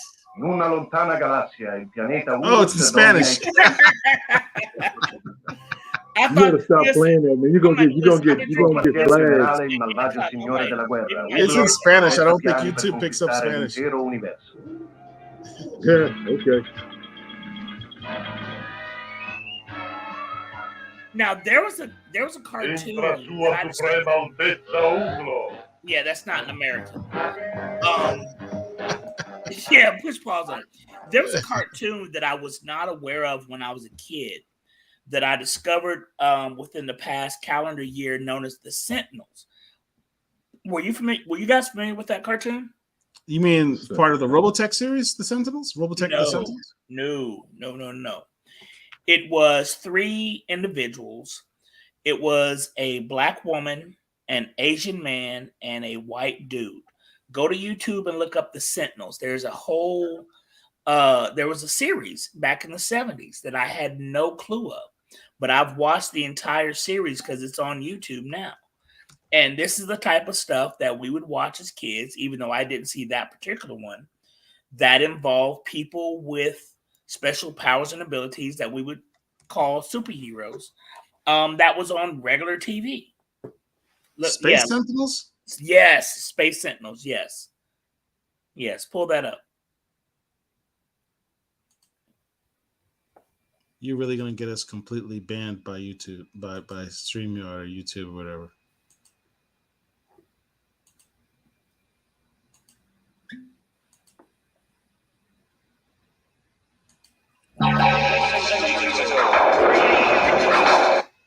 Yeah, just play the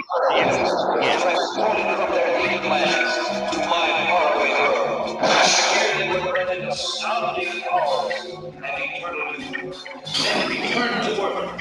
Their mission: watch over the human race, helping the good to survive and flourish. In the course of history, their needs have become legend. Hercules, empowered with the strength of 100 men. Astrea, able to assume any living form. Mercury, the amazing entity who can match the speed of light. Working together with me, Sentinel One, and my maintenance robot, Mo. These teenage guardians form the greatest team the world has ever known. The Space Sentinels. Okay, you can stop it. You can stop it. Now, I have no independent recollection of that cartoon. Do you guys? I vaguely remember seeing that before. Listen, I discovered that cartoon within the past since COVID, basically. Yeah, I vaguely remember seeing that before. But I want to say that company who made that also made, because I remember the circular scroll. I want to say that's the same one that was in the Tarzan Lone Ranger hour. For those who don't know, back in the 70s, Tarzan and the Lone Ranger had cartoons that were part of the same hour block of programming. Behind the Scene on YouTube says, I have never seen or heard of that joint before.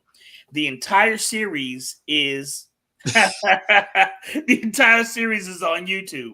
H&H Comics said that I'm trying to get us banned. No, I'm not. I'm just reminiscing because I've been drinking Wolf Moon. That's all right. This whole episode will be strucken from Facebook based on all the copyright infringements. But Behind the Scenes said Thundercats Ho. Yeah, Thundercats was, for those who don't know, was a weekly animated show. Behind the Scenes says Panther was my god, the first animated Black Panther hero. No, he wasn't. He was not. You know, you could go back to the Brown Hornet from the Cosby Show, the Cosby Kids back. Oh snap! The Brown Hornet. Now I gotta play that. So, I gotta play the Brown Hornet. For those who don't know, you guys are going off the rails. We're gonna get to Batman. We already almost 2 hours in, hadn't even touched Batman. Listen. All right, let me play the Brown Hornet. I'll play the Brown Hornet, and then we'll go to Batman. All right. While Paul is pulling that up, Panther was voiced by Bill Cosby's father on the Cosby Show. I can't remember his name right now, and I'll pull it up here in a second. But that's who voiced Panther back in the 1980s during the Thundercats. But first, all right, let's look. This man, look, the Brown Hornet was my dude. Y'all don't understand. There's something that's even first ahead of that. First, it's time to watch the Brown Hornet. Hey, come on, gang. Hey, let's get away, man. Woo-hoo.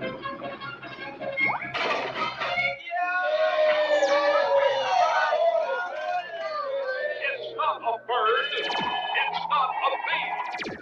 It's the Brown Hornet.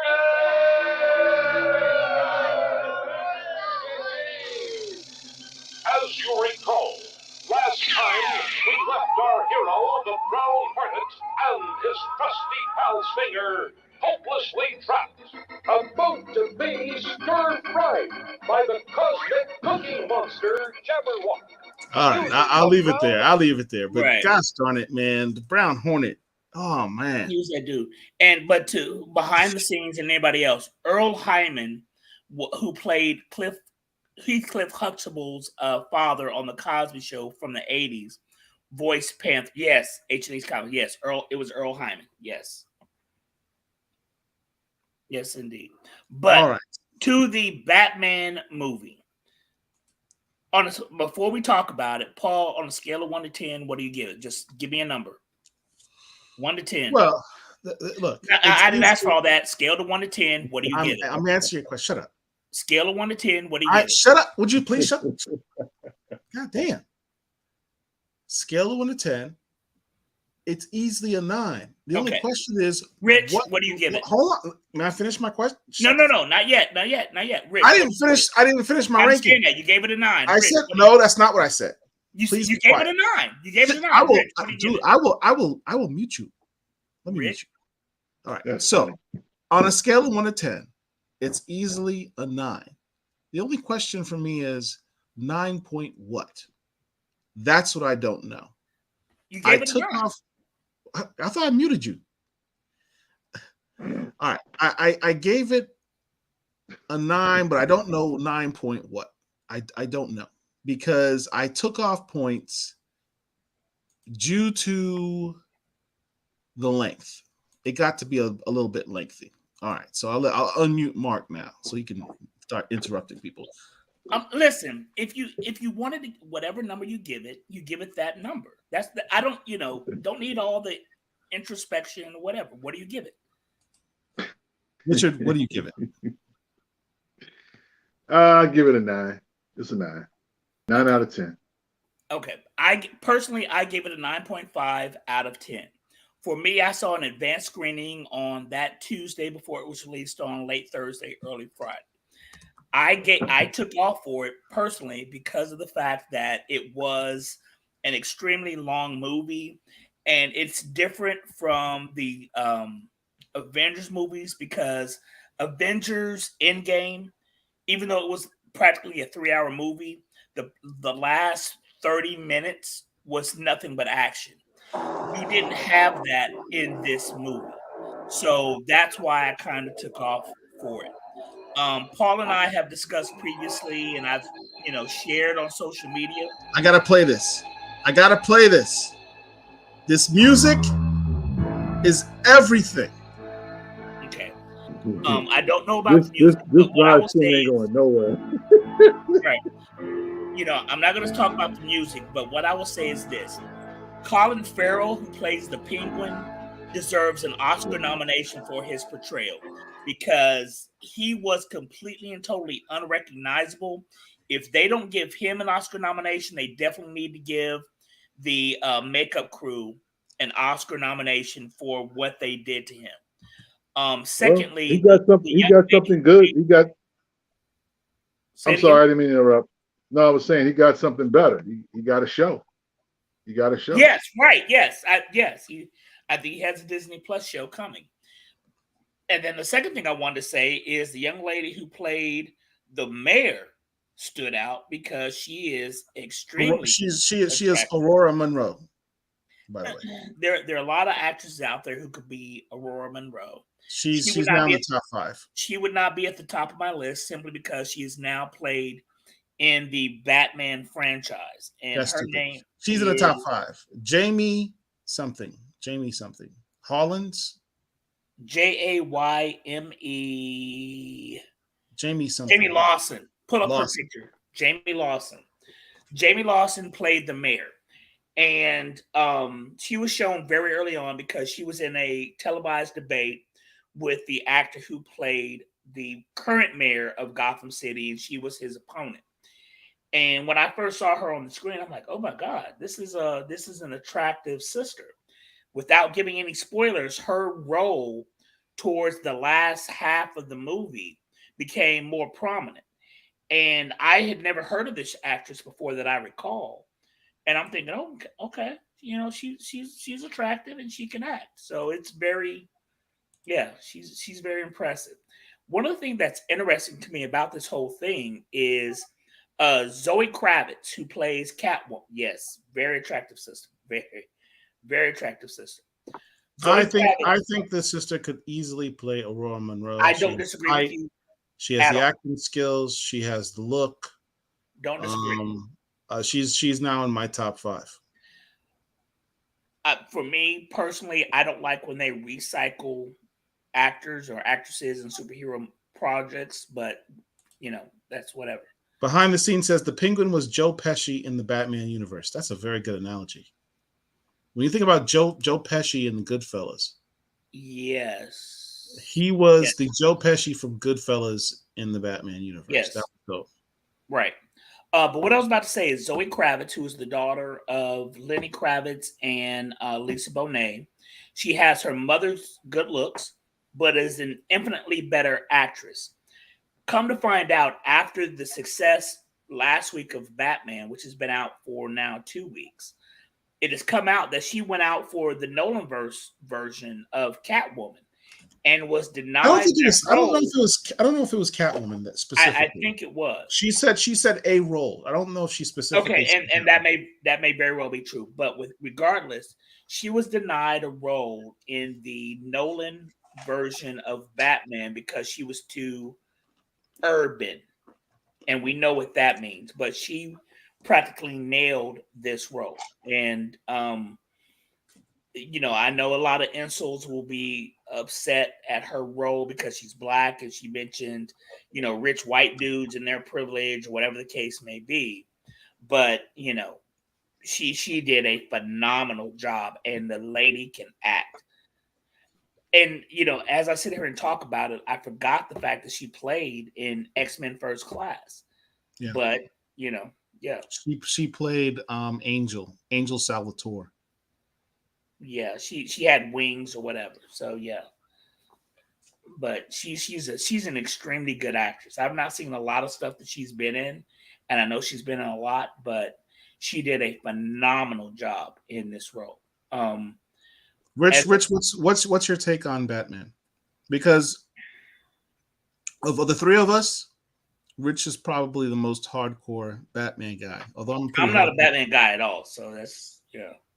Batman is my DC guy. He is the one character I have collected from DC consistently since I was a kid. Yeah, it's an amazing movie for comic book heads. Yes, because they took a lot of the material directly from the comics and particular stories that people know. For me, there have been several Batman movies.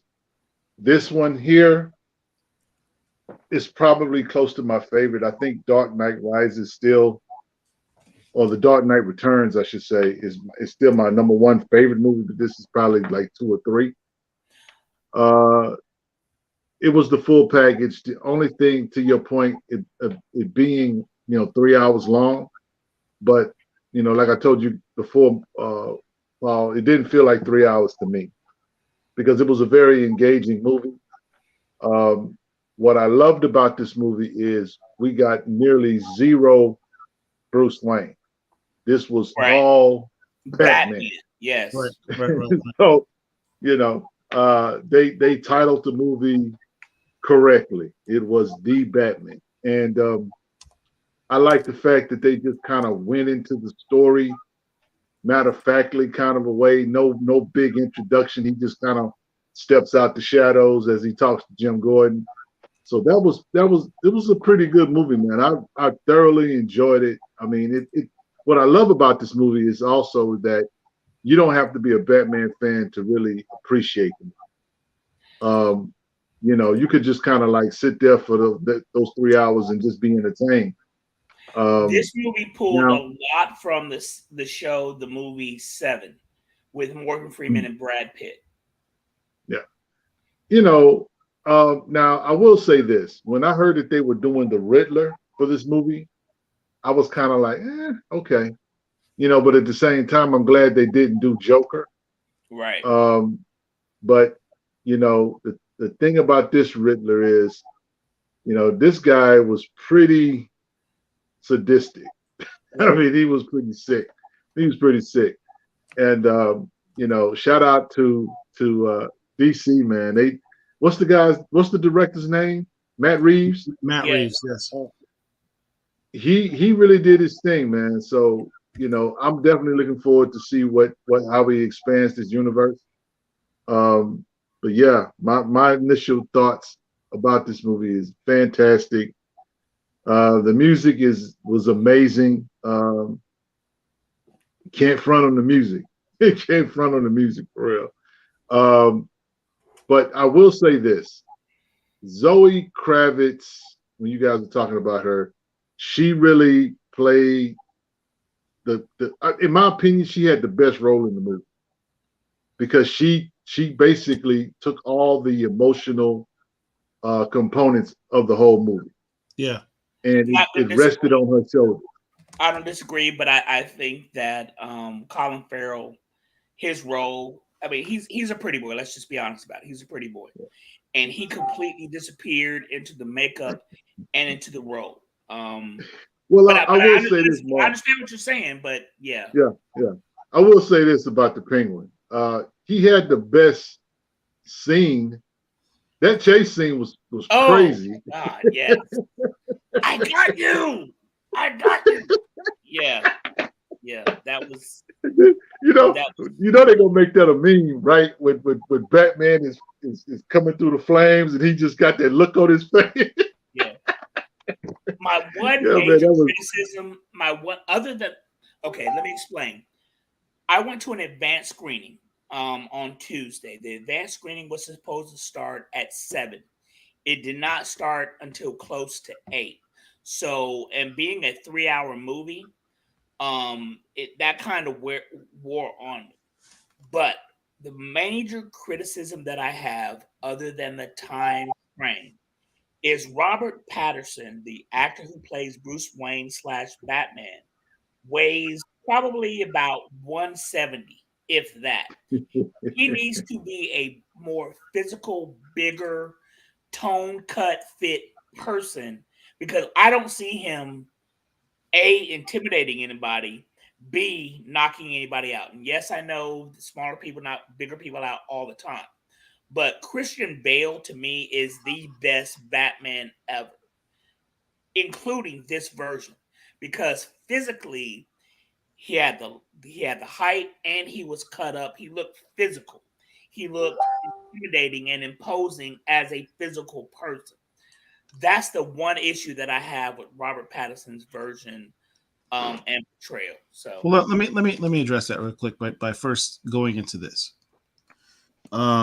This movie was an amalgam of 3 Batman stories. The first one here on the screen, which is Batman The Long Halloween. It's from Batman The Long Halloween that they withdrew the elements of Carmine Falcone, the background on that. There's another book that's called, let me bring that one up.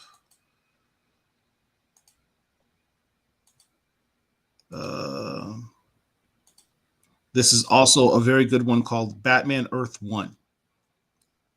This had to do with the beginnings of Batman, but most notably the relationship between Bruce and Alfred, and the background of having Alfred be a former SAS or military intelligence officer who helped to train Bruce.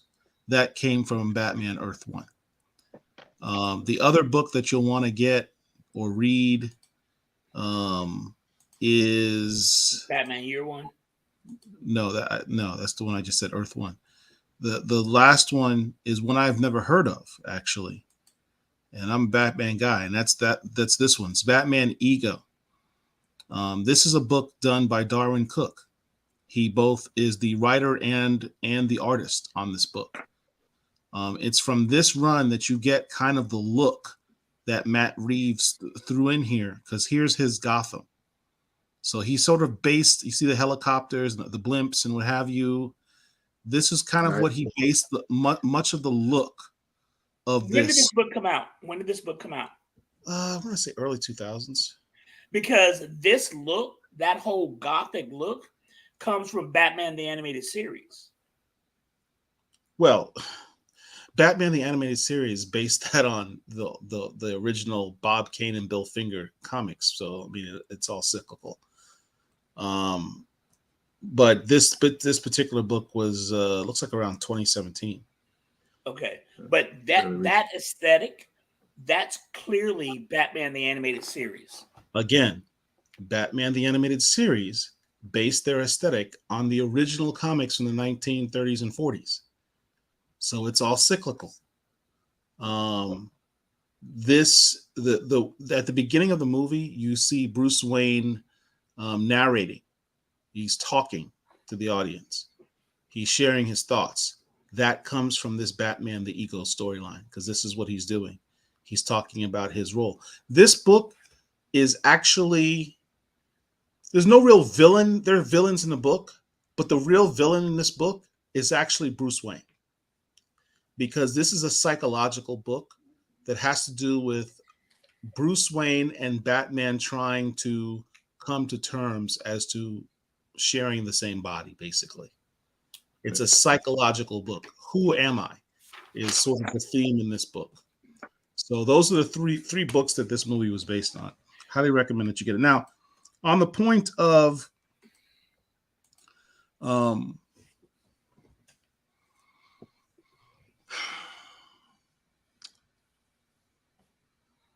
who Batman is.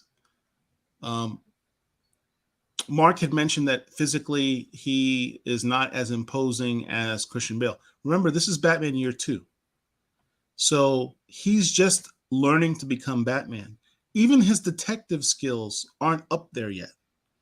No. What I loved about this movie, and I know this may be not a popular opinion, I think this is the first time comic heads, Batman comic heads, people, I'm not talking about people that, you know, they like Batman because it's of the cartoons and movies and stuff. I'm talking about Batman comic heads, people that have been reading Batman's forever. For them, this is the first Batman movie ever made. No cap. Comic. This is the first Detective Comics Batman that has ever been done. There has never been a Detective Comics Batman prior to this film. This is the first one, because Detective Comics Batman is more of a noir story. Detective Comics Batman is not about whiz bang punch zap type thing. There's some elements of that there, but Detective Comics Batman is a detective first. And Detective Comics Batman is the original Batman, because Detective Comics, the book, preceded Batman, the comic book. Yep. Batman introduced you know, in Detective Comics, what was it, 27? Yes.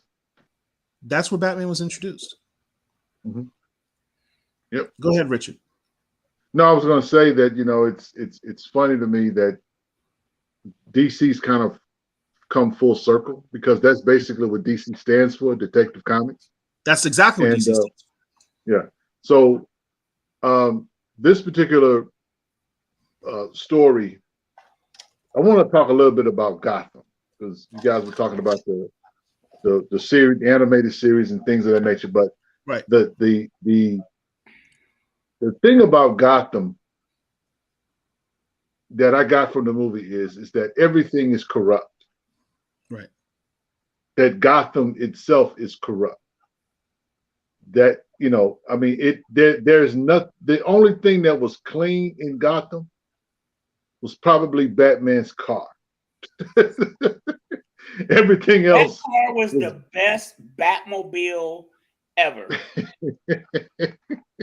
Yeah. As an aside, that particular Batmobile is the one from the 1970s, and is the same Batmobile that Batman was using when Jason Todd was stealing the tires from his car, and when they met. Yeah, that's what I mean. It was. I mean, the subways, the the whole scene. I mean, it was just a dirty, filthy movie, Right. and I loved it. I just loved Gotham. it. This is the first, I think, truly accurate Gotham that we've had, all encompassing accurate Gotham that we've ever had, where Gotham is actually a character in the film. Yes. Gotham is a character of the film. The closest other Gotham I've ever seen is Tim Burton's Gotham from his original Batman film. What's interesting is, if you noticed, Matt Reeves tried to pick and choose, and this is where we get into the comics fans. Matt Reeves is a comic head. He is a Batman comic book head. And he picked and chose from various parts of the Batman genre to put in the film. If you think about it, the cars that they had in the film, you would have the Penguin driving, I think it was a Mercedes or something in that scene with the Batmobile. But then on another scene, you'd see a car from the 1940s. Yep. So going back to Mark's point about Batman the Animated Series, Batman the Animated Series based a lot of its aesthetic on the original 30s and 40s run of Batman in the comic books. And Matt Reeves brought some of that aesthetic over, because I don't know if people even realize there were old-time cars in the movie. Tim Burton, when he did his Batman movie, in 1989. He used cars from the 1970s, if you noticed. There are no modern cars in the original Batman 1989 movie. He purposely used older vehicles and an older aesthetic to get to as a throwback to the original Batman from the 30s and 40s. Just little details like that, I truly, truly just absolutely love. Go ahead.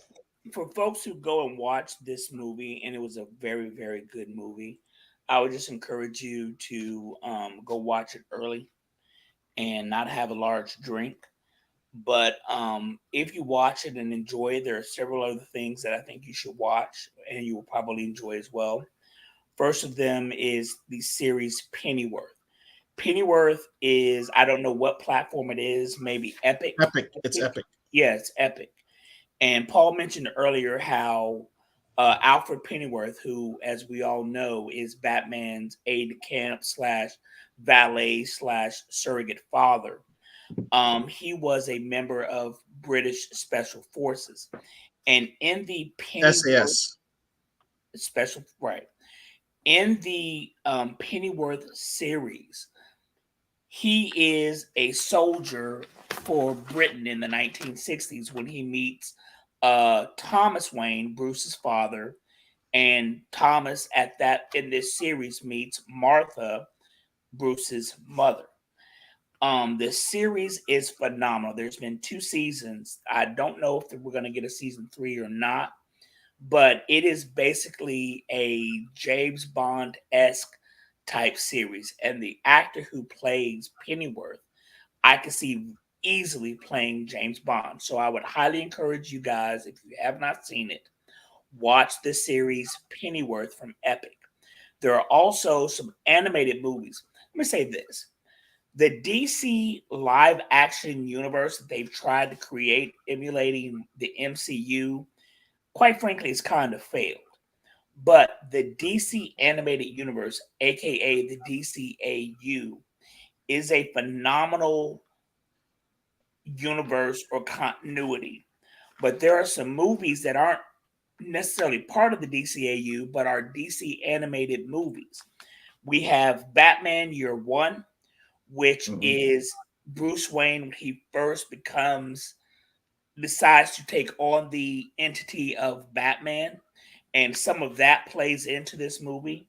And it was an animated series.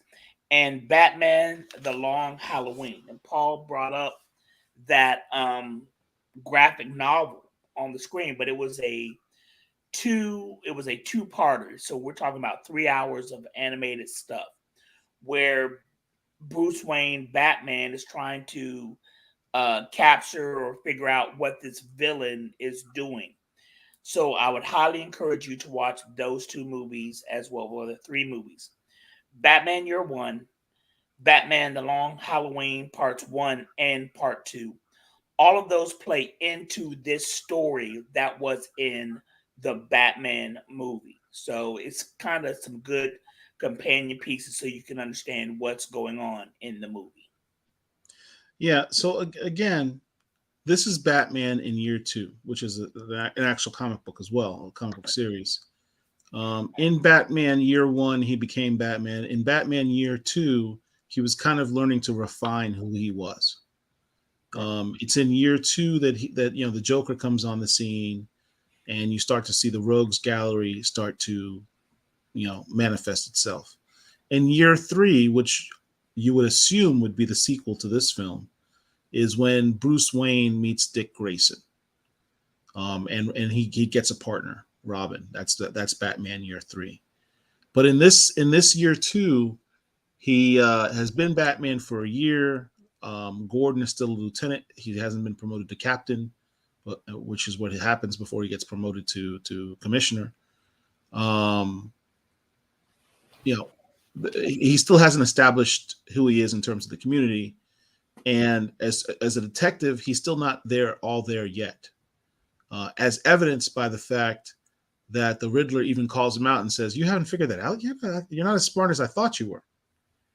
So, and then he's also defining who he is, because right now he's just an angry young guy who's beating up bad guys to make himself feel better, to seek his vengeance for the death of his parents. There's no rhyme or reason or care or plan beyond, I have pain, I'm going to share my pain in vengeance against those that go bump in the night. That's really all he is at this point of his career.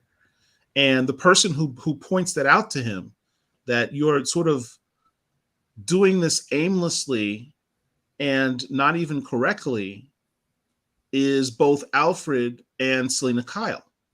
Because Selina is the one who said, you made all these assumptions about me, and you're absolutely wrong. And it got to the point where you saw Bruce Wayne do something that you've never seen him do before as Batman. Batman apologized. Batman never apologizes. He apologized to Selina Kyle, because he came to the revelation that the things that he knew, the things that were sacrosanct to him, he ended up being wrong about, in terms of both his parent, no spoilers, but his parents and who they were and the purpose of his mission. That was huge. I had never seen that done before in any version of Bruce Wayne Batman ever. And I thought that was actually really, really cool the way they did that. Yeah. I mean, and it's brilliant. Matt Reeves, who was not only the director, but he was the writer of this film. Brilliant for that. Because the whole Batman series is not about black and white. It's not about good and evil. It's about gray. Gotham is gray. There's no good guys and bad guys per se. Everyone is gray. It's just various shades of gray. And Batman at this stage, he's still in the black and white realm. There's crime. I beat up crime. But there's layers to this, right? There's layers to humanity. There's layers to people. And he's learning that you can't just lump people into one category or the other. There's even a point in the film where he's assuming Carmen Falcone is a criminal, and he comes to the conclusion, well, maybe he's not. Maybe he's actually on my side.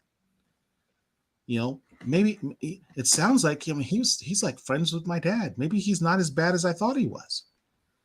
He's questioning what is good and what is evil. And he realizes it's not a black and white issue.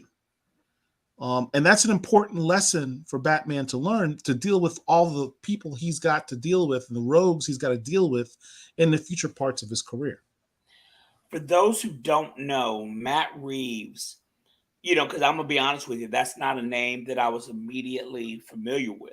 He did the Cloverfield films. From a director standpoint, if you watched the most recent iteration of Planet of the Apes, going back 10 years, Matt Reeves directed 2 of the 3 movies in that Planet of the Apes franchise with Andy Serkis playing Andy Serkis, who was Caesar.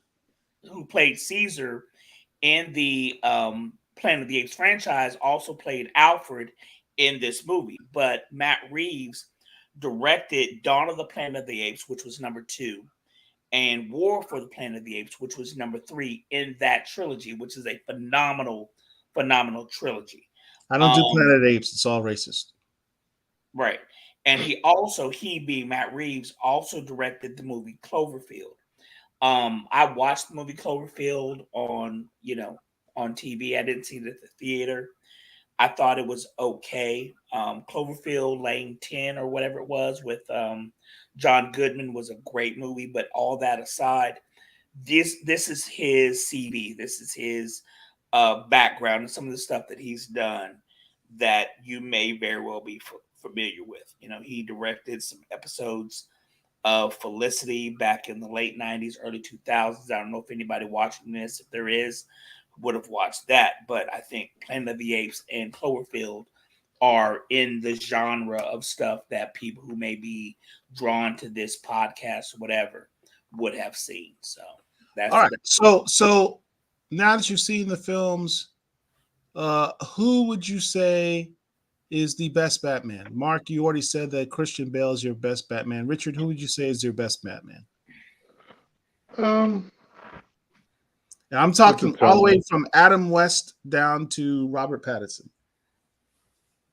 And there was actually a Batman before Adam West back in the 1940s. Yeah, during the 1940s, there were some serials, but nobody cares. I really enjoyed Christian Bale, of course. I gotta say Keaton, because Keaton really was like the first modern iteration of Batman. Yep. Yeah. And I think he did pretty exceptional. Robert Pattinson falls to me only because the focus of the movie was Batman. I feel like he was serviceable, but somebody else could have did that. The only push back on that I would say is when he went to see the Riddler at Arkham. That was the first time we saw him lose it. And he loses it in an asylum. An asylum whereby, if you read certain comics, they feel like he should be in, along with Joker, along with the other, all of the other tenements. And so one of the things I did like about the movies was they talked about the Wayne family and they talked about the Arkham family. Without no spoilers. Yeah. But they talked about these two families or whatever, right? And in talking about these two families, these are the families that made up Gotham. Gotham is the way that it is because of these two families. For people who don't know, Richard is talking about the Wayne family and the Arkham family. That's what he said. Yeah. And here's the thing about it. In my humble opinion, when it comes to Gotham, there's really one Gotham. They try to portray that there's two Gothams or that Gotham is gray. But what Bruce comes to find out, or what Batman comes to find out, is that Gotham is rotten to the core. Right. From its very foundation. Which is why Gotham looks the way it looks. It has a aesthetically, it is a filthy place. It's not a place you would live. Would you live in Gotham? No. I mean, Gotham, especially when you get into the comics, you realize that when you talk about the founders of Gotham, we later find out it's a Court of Owls, etc. But even just with the Arkhams, that's actually a switch, because Arkham, Batman's mother is actually Kane, not Arkham. But with the Kanes, the Waynes, and the Arkhams, etc., and this newest guy who's in the current Batman series, whose name escapes me, the big guy.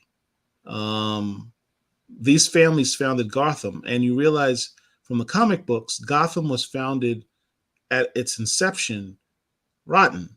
It was all corrupt. It was all bootleggers and pirates, and it's always been corrupt. That's been Gotham, and to try and cure something that was born with cancer is just not tenable. Yeah.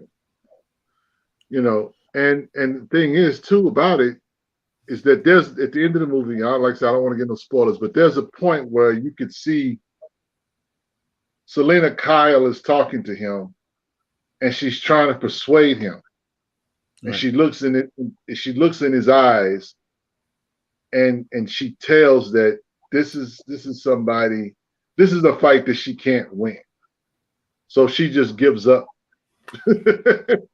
We all You know what I'm know that saying? Bruce Wayne has a bunch of unresolved issues that if Alfred had taken him to counseling after his parents died, that we would not have a Batman.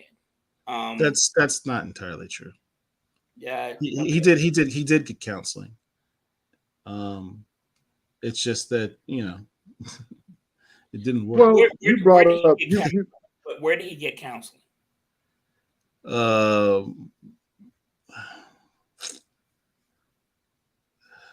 As part of his training, he had to do. He made sure that he got evaluations of himself and what motivates him.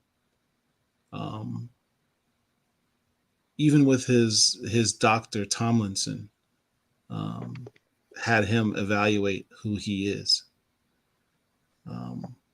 But in his journeys and travels, he had to do a lot of self-reflection and evaluation of who he is as a person, what motivates him. Okay, self-reflection does not mean counseling, and It does. It does in the sense that it does in the sense that you're more up on. Let me say this: you're more up on Batman than I am as far as the written material. Well, what other material matters other than the written material? He has actually gone and sat down with a therapist. If you're not going and sitting down with a therapist and discussing what the traumas you've experienced, just you sitting around in your room, whatever doesn't count as counseling. So I don't know if they're Batman in a storyline called Batman of Zahadun. Do you remember that, Rich? Vaguely. Yeah, it wasn't a very good story, so I can understand if you vaguely remember it. In that, you learn that Batman, as part of his training, basically went to a psychologist to explore his mind and find out what motivates him, because he wanted to make sure he could defend himself against psychological attacks and what have you. So he's done all of that. He's done all that in many levels. Hold on, let's explore this. Was this a one-off? What do you mean a one-off? I don't know what that means. What I mean by that is, did he go to this counselor, whomever, and say, "Hey, check me out. Am I able to defend whatever it was that you just said?" Was that a one-off? It was. I don't know what one-off means. It's not a one-shot or anything like that. Was it a one-time thing? It was part of his training. Just like, was it a one-time thing or was it an ongoing thing? Does he still do it to this day? No, he doesn't still do it to this day. It was part of his training. Just like it's like me asking you, did you learn your alphabet as a one-off, or are you still doing it to this day? It's what part I of mean his by training. A one-off, did he do this one time? Did he go see this person one time? No. Or was it an ongoing thing at the time? It was an ongoing thing at the time, as if I understand what your question is. It was part of his training.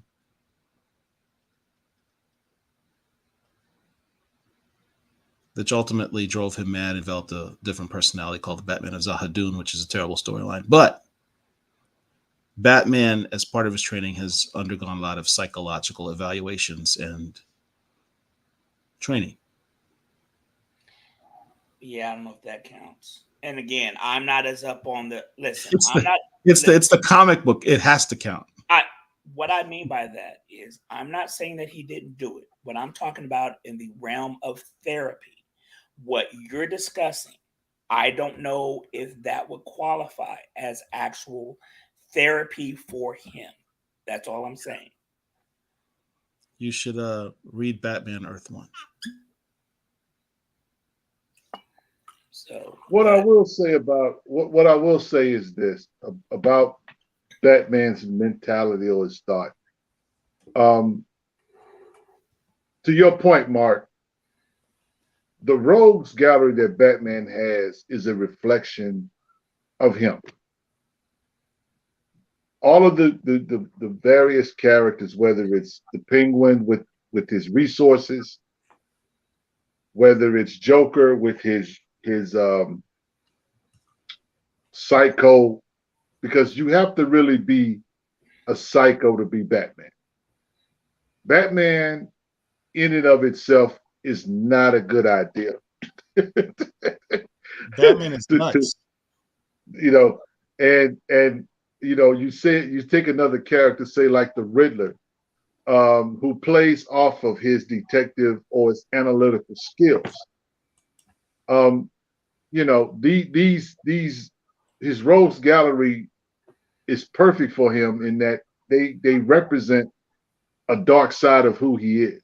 right. So even if he does get quote unquote therapy, his detective or his I'm getting some echo in that they represent a dark side of who he is. Right. So is somebody recording this? No, sorry, that was me. Okay. Yeah, because we can hear that feedback. Yeah. But these guys, they they represent who he is and who he, because to me, Batman's greatest villain is himself, because he can't find the peace that he desires. He thinks that criminals are just criminals, that there is nothing outside of greed that has any virtue. I think that Selena Kyle kind of helps him to see that in himself or whatever. Right. She But- says to him, "You see the worst in all people." Yeah.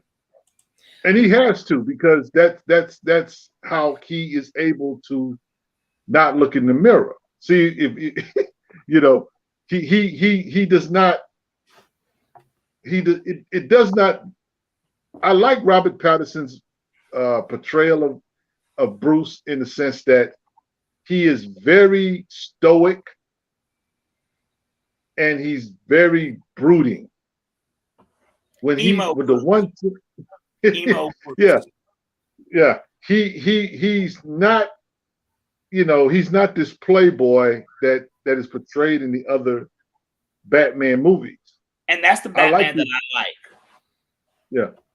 So Christian Bale, you know, he played up the playboy part very well. Yep. He had a whole yacht full of Russian ballet dancers or whatever. Yep. So, yeah, you know, so this particular Batman, I think it's a story that I hope that they stick with. To your point, you talked a little bit earlier, Paul, about the Court of Owls. There's a rumor that that's where they may go next. Hopefully, that they may deal with the Court of Owls. And you know, the Court of Owls is one of my favorite Batman stories. It's almost secret society, Illuminati-esque type deal. And the thing is, there's only really one villain or antagonist, and that's Talon. And he's basically the Court of Owls henchman, answer to Batman. Yeah. So, you know, two things I have to say. Number one, I mentioned a couple of things that people should watch. I mentioned Pennyworth on Epic. I mentioned Batman Year One, which is an animated movie.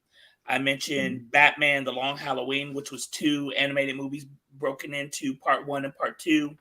I will also mention Batman Hush, which was I'm not going to spoil it or anything, but it was a animated movie that featured Selena Kyle, aka Catwoman. So those 3 or 4 things I would highly encourage people to watch. And I know we're dealing with recency, but I will ask this. Who has the best rogues gallery in comics? Batman or Spider-Man? Those are the only two people who have rogues gallery personally that I think are worth anything. Superman comes at a very, very distant second, but Batman and Spider-Man, to me, have the best rogues gallery. Of those two, who do you think has the best? Batman, Bruce Wayne, or Spider-Man, Peter Parker? That's a tough one because they're different types of rogues galleries. Batman's rogues gallery are they're not necessarily overly powerful physically. It's a psychological rogues gallery because Batman is a psychological character. Whereas Spider-Man's rogues gallery have a myriad of powers. You know, you're talking about your Electros, your Chameleon. You're talking about your Craven the Hunter, Venom, Carnage. These are people with a myriad of powers. Where most of Batman's rogues, they don't really have a bunch of superpowers. They're just Bane and Ivy are the only two I can think of. Yeah, I mean the rest of them, it's really just people with skill sets and varying levels of crazy. You're forgetting one thing. All of them are white.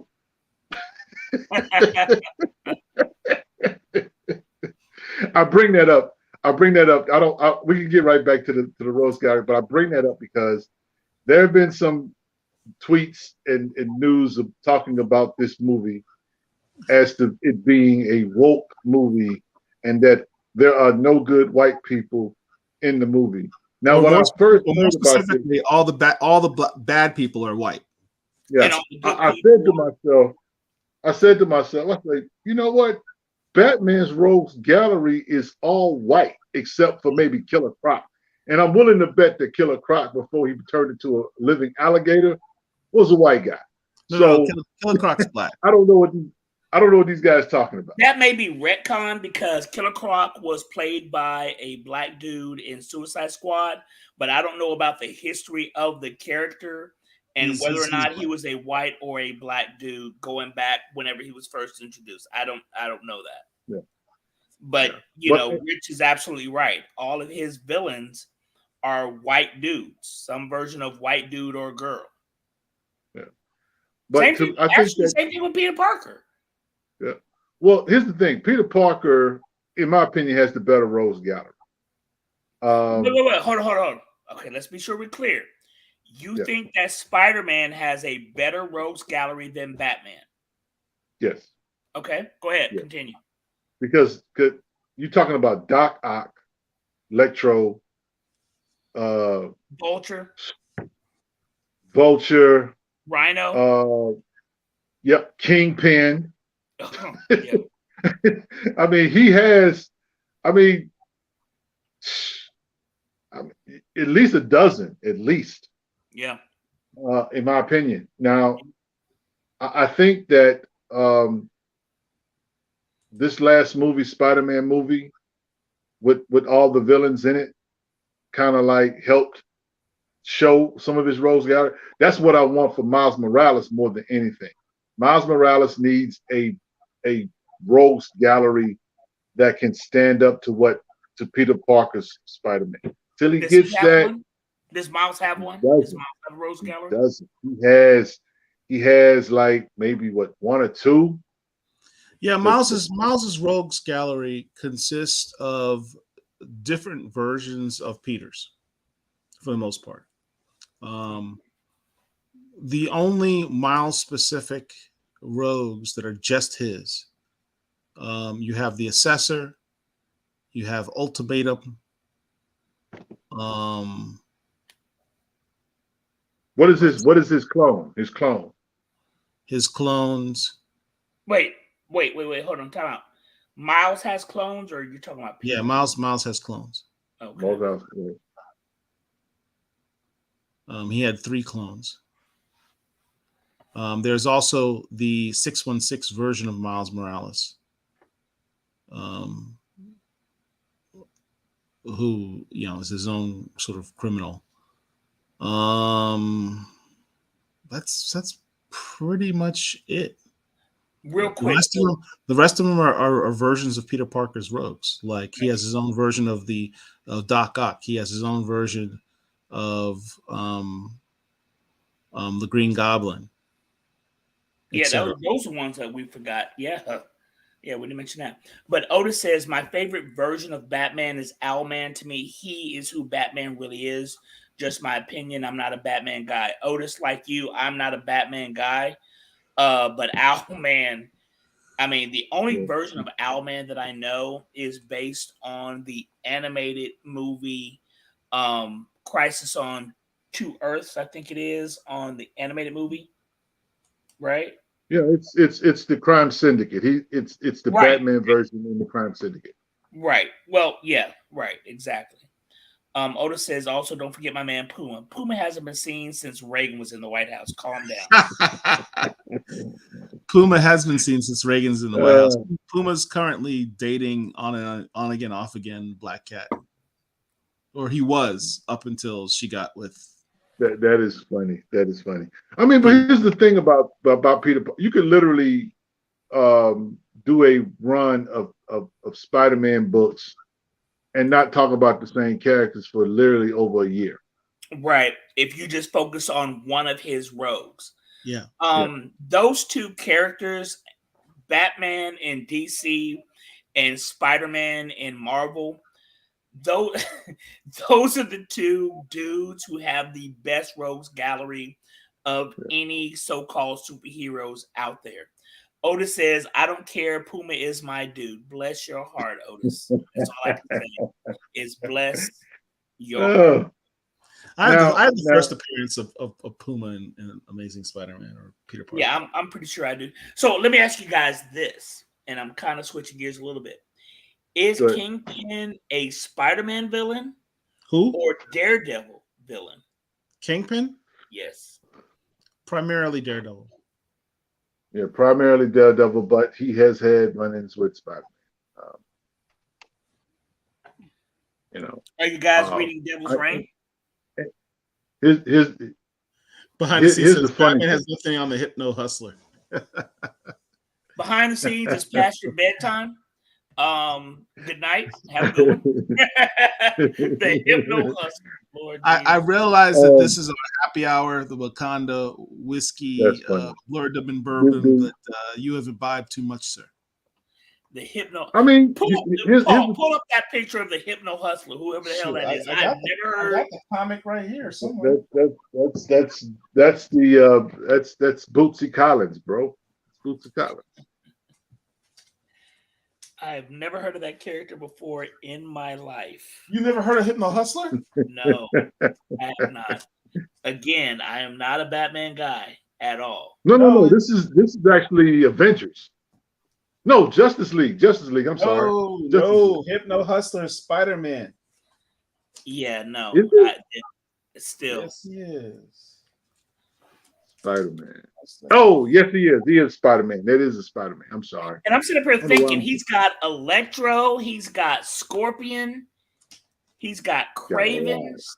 God, there it is right there. Can you see it? Barely. Is that the first appearance? That's his first appearance, right there. Yeah, I see him now. What that is Peter Parker, the Amazing Spider. Wait, Peter Parker, Amazing Spider-Man, Spectacular Spider-Man. What issue is that? This is issue number 24. Yeah, I've never heard of that cat before. This is the first appearance of the Hypno Hustler. The Hypno Hustler. That's his name right there. Lord Jesus, Father God in heaven. I actually just got this like a couple weeks ago. Because it was the first appearance, and so of course you went and bought it. I've never heard of that character before in my life. Ever. That's funny. For those of you who are don't forget about Slide to Another Spider-Man Villain. I don't know what that one is. I don't know what that means. Yep, he is. Behind the scene, go ahead and elaborate a little bit more because I'm not sure what you're talking about. But Spider-Man I did some artwork for Hypno Hustler bring his guitar like Jimi Hendrix. Okay, all right. Rocket Racer and Vermin, both black villains. Rocket Racer. Vermin, I know, and I think I have his first appearance. Rocket Racer, I'm not sure about that character. You don't remember Rocket Racer? He was like the criminal night thrasher. I don't. And all I can think about is that supposed pitch letter, I guess, by McDuffie about all these different, skateboard type characters. Yep. Can you pull that up? You think you can pull that up real quick? I don't even know how I would search for that. The letter from McDuffie to Marvel about the Rocket Racer and Night Thrasher. Right. See if you find. I know what you're talking about. I just yeah. I saw that not too long ago. But I'm gonna say, because I asked a moment ago, for those who don't know, which comic book character has the best rogues gallery? And personally, I think it is, like Rich does, I think it is Spider-Man, aka Peter Parker. So much so that Sony bought the rights to Spider-Man and his rogues gallery as part of their deal, because they realized, hey, we could do an entire franchise with just Spider-Man, because his rogues gallery is the most extensive in comics. Right. I will say this. I'm sorry, go ahead. No, go ahead. Go ahead, Rich. No, I was going to say Batman has a big rogues gallery. We're only familiar with like a handful of villains. He does. But he's got rogue villains like Mr. Freeze, Mr. Pig, Poison Ivy, Mad Hatter. The Mad Hatter, Hush, the Toy Master. I think Scarecrow. I think Toy Master's a Superman villain. Scarecrow. There is Scarecrow. The Court of Owls, Bane, the KG Beast. Ray Al's Ghoul. Ross, yes. The League of Assassins. Yes. I mean, you can go pretty deep with Batman. The thing is that it seems like everybody enjoys only a handful of villains and primarily Joker. I was curious. Have you guys seen the Black Joker on no, not yet. On Batwoman? On Batwoman. Yeah, I mean he's I don't watch Batwoman, so he's like a guy who's trying too hard. He's like, I'm the new Joker. I'm like, no, you're a guy who's saying that. Okay, since we're talking about the Joker, I think we can all agree, despite the fact that what's his name won the Oscar. We've got two people who won the Oscar. We've got help me out. The guy who died. Heath Ledger. Heath Ledger and Joaquin Phoenix. Both of them won Oscars for their portrayal of Joker. Yeah, right. For me personally, number one Joker is Mark Hamill, who voiced the character in Batman the Animated Series. Okay, that's for me. Number two is, some people may not have seen this series, but Gotham was a pretty solid series. And the actor who came from what was the name of that series that was on like Showtime? Shameless, yes. He played a character named Jerome, who was the Joker equivalent. To me, he's the second best Joker out there. That's how I look at it. Everybody else can fall wherever. That includes both Oscar winners. That includes, Jack Nicholson. But yeah, that dude who played quote unquote Jerome on Gotham, he was phenomenal as a Joker-esque character. Did either of you watch Gotham? I did. You know that I did, but I don't know if I'd go that far and say. I mean, he did do an excellent performance, but to say he's better than Heath Ledger, that's a step too far for you. But no, he was phenomenal. He was absolutely great. So, what did you guys think about Jeffrey Wright as Lieutenant Gordon? He was fine. He was perfect. I enjoyed him. I thought it was. I thought the one scene where him and Batman are getting ready to go into the building. He was like, "No guns." He's like, "No, dude. I'm packing my piece." You know what I'm saying? And Batman got shot quite a bit in this movie. Yeah, but So, Batman's got a bodysuit, and that goes back that point, Richard, that Batman got shot goes back to the point that Mark was talking about in terms of his fighting style and stuff. This is Batman year 2. Batman is still learning to become Batman. So in his fighting style, you see him get touched a lot. You see him get struck from behind. You see him get shot. Batman, by and large in the comics, he doesn't get shot that often. He rarely gets touched, honestly. You even see at one point, it was very funny, where the bad guys got the upper hand and they start dragging him on the ground with his cape. You remember that? All I could think about was the lady from The Incredibles going, "No capes." And that's the reason why. That never happens to Batman in the comics, because this is year 2. He's still learning. He's still learning his fighting style, etc. It kind of goes to what Mark was saying about his body makeup. They don't have him on the Marvel diet. You know what I'm saying? The Marvel diet or the Marvel regimen, so to speak. And here's the funny thing: that suit looked pretty bulky. That suit was nice. That suit was nice. Yeah. And let me say this. There have been, at this point in modern history, going back to 1989. What's up, Amir and Kay? There have been, 8 Batman movies. Okay, you've got the 2 Tim Burton movies. You've got Val Kilmer. You've got George Clooney. That's 4. Right. Then you've got the Nolanverse. That's 7. And then you've got 8 with this Batman. And then you've got Batman vs. Superman. That's 9 Batman movies. Okay? Not counting Justice League. But in the 9 just Batman-related movies, the best Batman scene of anything was in Batman versus Superman, the warehouse scene, right? Fight scene. When he was trying to go and rescue Superman's mom. When you say the best scene, you mean the best fight scene? Best scene, okay? To me, that is the best scene. The second best one is when, in this movie, the Batman, when he was going to try to face Falcone, and you have him going into his lair and he's being shot up and it's all dark, but the only light you see is from the muzzle flash of the guns that are being shot at him.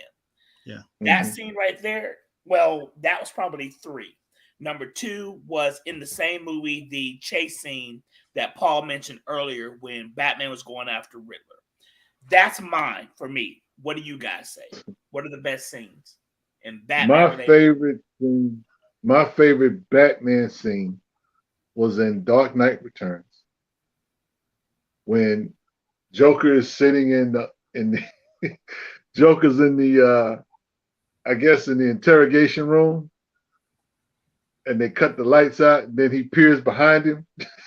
And Batman is there.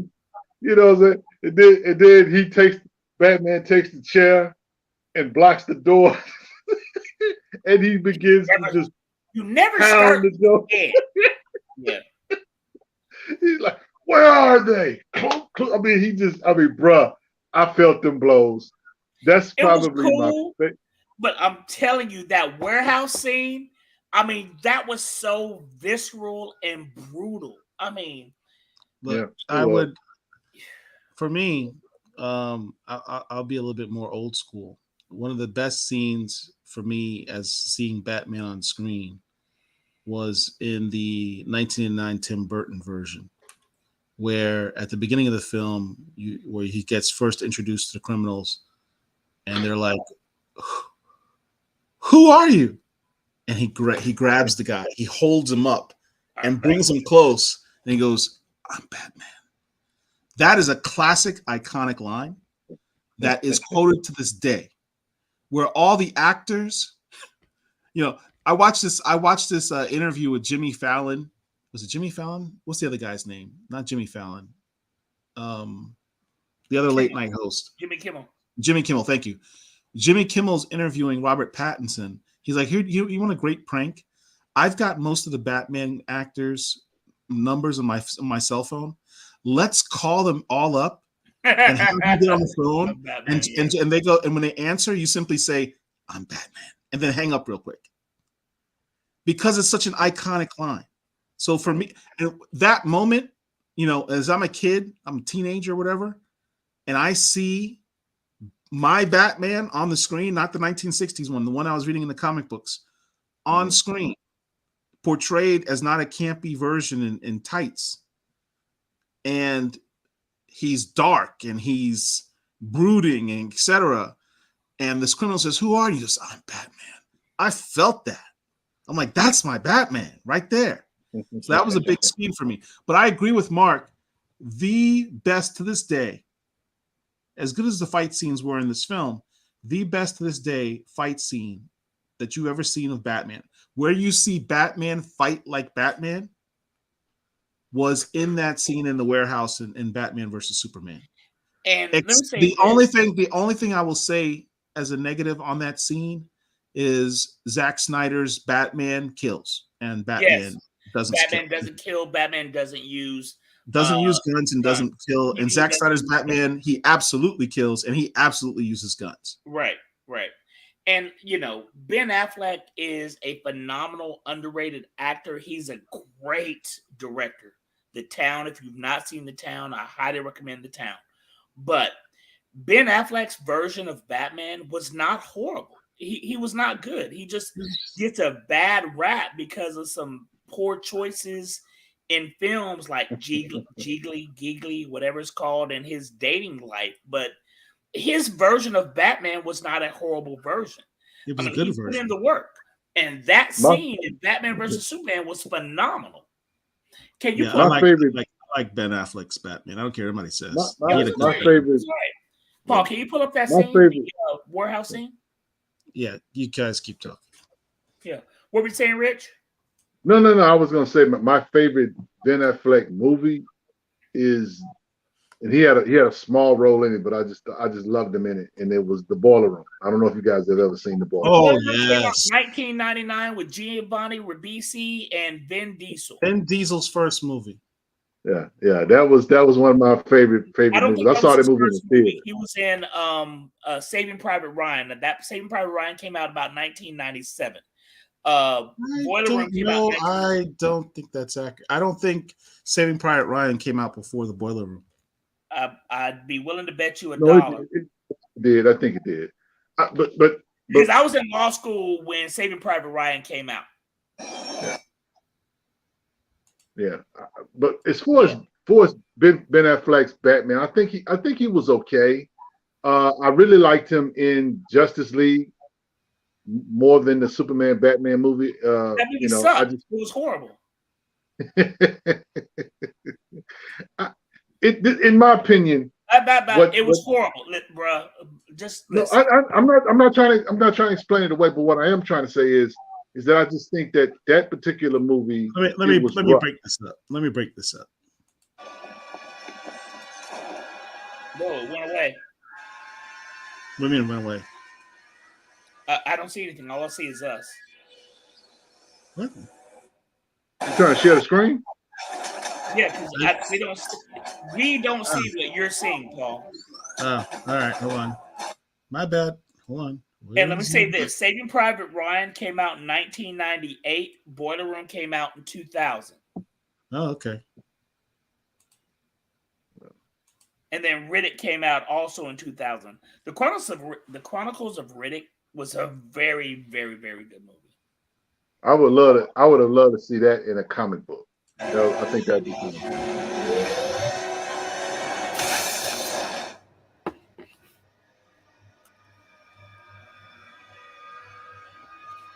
Yeah, this episode of this show is definitely getting blocked by YouTube.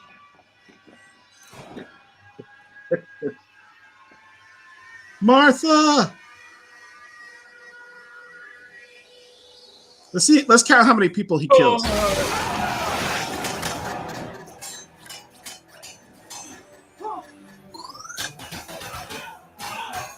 So you could argue those guys aren't dead. They're still moving around.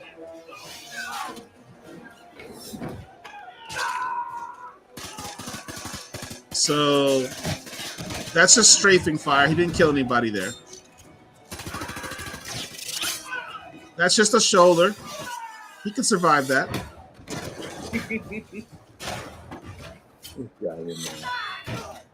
That's in a shoulder too. He survived that. Okay, those two guys dead. All right, so that's two dead guys. Suplex. He's probably still alive. He's probably just paralyzed.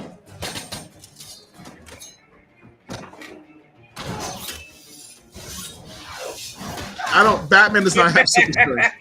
He's dead. Batman does not have super strength.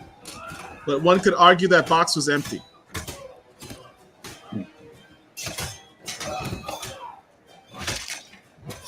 See, this is what I'm talking about. Batman doesn't get touched because he can fight 4 people at the same time. Okay, that guy just broke his neck, so he's dead.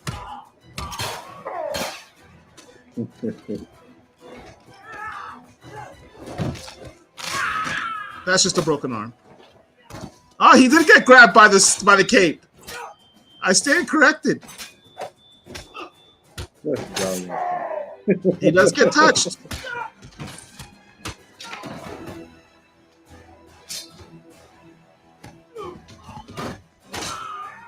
That's a shoulder. It's not the chest. So far, he's only technically killed 2 people.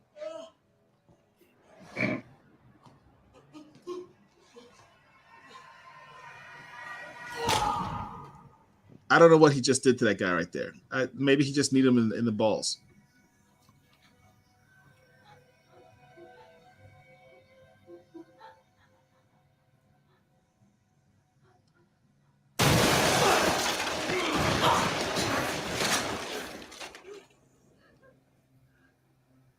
For those who don't know, this guy right here is technically the KG Beast.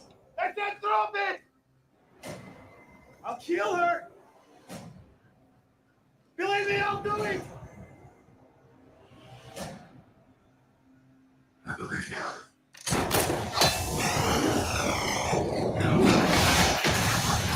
So that's 3 guys he killed. 4 guys. Batman doesn't kill. That's the thing. And that's one of the reasons why I hated this show, among a myriad of other reasons. But that was the best Batman-related scene over the past 30 years. I can't talk about what happened in the 40s or 50s or whatever. But that fight scene, as Mike Carson just said, that was the best scene. They kind of killed themselves. Bless your heart, Mike. No, they didn't. No, Mike's got a good point. They threw a grenade at him. He just kicked the grenade back to where they were. The real Batman would have thrown the grenade out the window and made sure there were no kids or he was given something. He said, "I don't want this. You may have it back." No, there's nothing wrong with that. But again, that was the best. That was the best Batman fight scene, and I would say the second best scene was probably that Mike agrees. Car chase.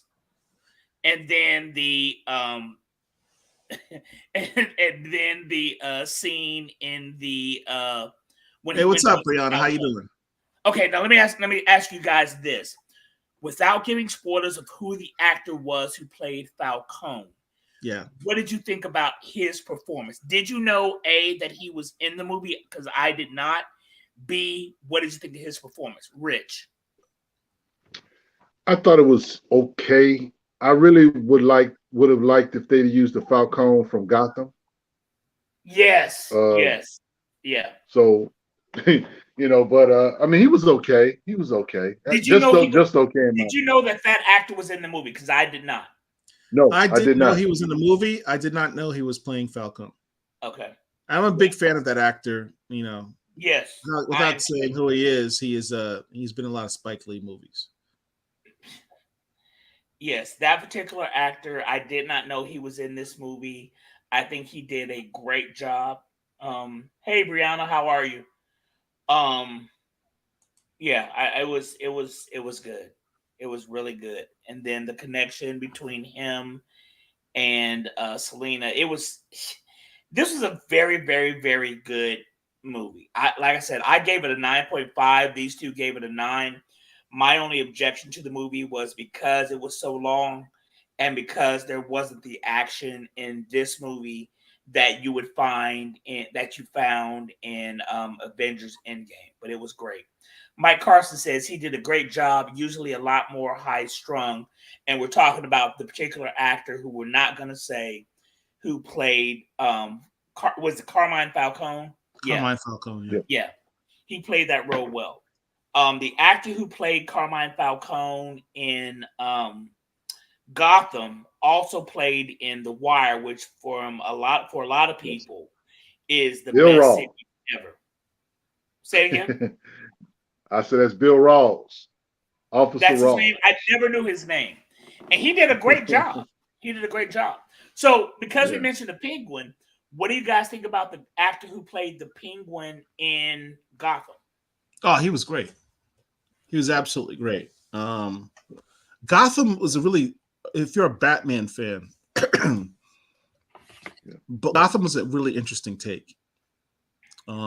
Seeing basically the creation of his rogues gallery and seeing Bruce become who he was going to become, seeing Selena Kyle become who she's going to become. Let me interject. That actress, she was really, really cute. She was really, really good too. Okay, She was a you're, really you're good doing actress. you're doing your creepy old man thing. Let's skip that. Whatever. So, Whatever. She was a cute girl, and she was a very, very good actress. emphasize girl. She was a teenager at the time. Let it go. All right. So Gotham was a very good series. It was an Yeah, it interesting was. take that had not been done before, which is really sort of seeing Batman and his origins. It's really a Jim Gordon show. Yes. Yes. And the Yes. actor who played Jim Gordon did a phenomenal job. Phenomenal did. job. He did. Him and his partner, the guy who played Harry Bullock. You know, the two of them together was just a great That's thing. oh my god, because he played in Vikings. Oh, what's his name? Brianna says, confession, I haven't seen all the Batman movies because I don't care for Batman. Don't come for me. Good to see y'all. Hey, Brianna, this is going to be you in the next few weeks. So, you know, make sure you take notes as to what not to do in these lives and do a better job than us. Too funny. You know what? The thing about Gotham is what I was thoroughly impressed with, because it's a CW show, or it was a CW show. No, it was a Fox show. It's not a CW show. It was on Fox. It was. That's right. I'm sorry, Fox. It was very well written, and man, I really enjoyed Jada Pinkett Smith's role as Fish Mooney. I forgot about that. Fish Mooney. She was only on there for like one season. She was there for 2. No, she was there for 2. Okay. She was there 2 seasons. But you know, it was just a real comprehensive movie, world building for sure in terms of the Batman lore. I think that if you really want to know Batman, then that's definitely one of the outlets of movies or shows to see. Right. But I mean, you know, going back to Jim Gordon real quick, with Jeffrey Wright's version of it, I enjoyed. Who can play anyone, by the way. Yeah, guy's definitely a chameleon. I gotta say that he didn't overplay it, and he didn't underplay it, if that makes any sense. He was kind of like right where he needed to be in terms of his demeanor, in terms of what he had to do. I just think that too many people made a big deal of nothing about him being a black actor playing a traditionally quote unquote white role. It didn't really make any sense to me that people would have those kind of criticism, but you know, he didn't damage the character. So he didn't play black Jim Gordon. He played Jim Gordon. Well, let me say this: as a comic book person, as a traditionalist, I can understand if you are Mhm. a long-term Batman collector and reader. I can understand why it would upset you if the character live action was different from what you've seen in the comic books. I understand that Yeah. because I am a longtime Thor reader. I was upset that Idris Elba was who played Heimdall. Heimdall Mhm. is somewhat of a minor character in the Thor books, but he is a quote unquote white character because we are talking about a Nordic pantheon. So Right. I was upset about that. And so I can understand Mhm. why long term Batman readers might be upset that a black person was playing this character. But as to you guys' point, he wasn't a quote unquote black guy, saying "What's up, sucker?" or whatever. Yeah, He was he just wasn't a black dude. culturally He was he a wasn't black dude who culturally happened black. to be Jim Gordon. He So did not his ethnicity or race had no effect on his portrayal of Jim Gordon because they Jim didn't make Gordon the can be central. any ethnicity. They, There's they, they, nothing they- specific about the exactly character of Jim Gordon that necessitates that he be white. right. And Mike Carson says he was the best of Jim Gordon ever. Let me say this. Otis says my favorite role of his was Peoples Hernandez in Shaft. I know every one of his lines from Let me say Tiger this. I didn't Woo, know that was my Tiger first. Woo. That was my first introduction to Jeffrey Wright. Mine I too. didn't know he was black, like just a regular Oh, you old swore black. that dude was Dominican for real. I thought he was a freaking Rican. I thought he was Dominican. Tiger Woo, Tiger Woo. Like I had no I like idea, you. but he is a phenomenal actor. What's my man's name who played Jim Gordon in the Nolan verse? Help me out. Oh geez. Why am I? Can't remember his name. I'm looking right at his face and I can't remember his name. Wow, I can name movies he's been in. Right. Well, basically, he won an Oscar for playing Winston Churchill. But that actor, who I'm about to look up right now, he's a great actor.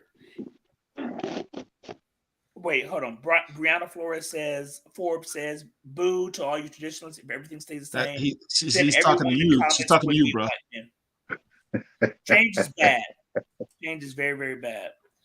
Go watch Westworld. Dope actor. Yeah, I've watched Westworld. He's brilliant on it. As He's usual. a great actor. He's a great Phenomenal actor. He Phenomenal. played Basquiat. That was one of his first more notable roles was Basquiat back in like 97 or 98. Has he ever won an Oscar? No, he's never even been nominated That's for an Oscar. crazy. That's Let me crazy. say this. The whole what's my man's name? When he played Peoples in Shaft, that was my first introduction to him. That was in 2000. My next introduction to him, or my next role that I saw him in, was in Syriana, which came out around 2004, 2005. That's when I really, really paid attention. If you've not seen Syriana, phenomenal movie. Jeffrey Wright is one of the most unheralded greatest actors out there. Him and Giancarlo Esposito, both of whom should have been nominated and possibly won Academy Awards. Those two dudes are phenomenal. But Jeffrey Wright is a great, great actor. I'm still. He's also a comic head. Just so you know. I didn't know that. Let me show you an interview that he was in. We're just breaking all the rules tonight, huh, Paul?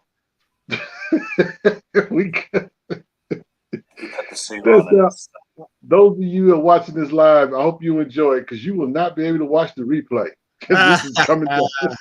And Gary Oldman is the dude who played Jim Gordon in the Nolan verse.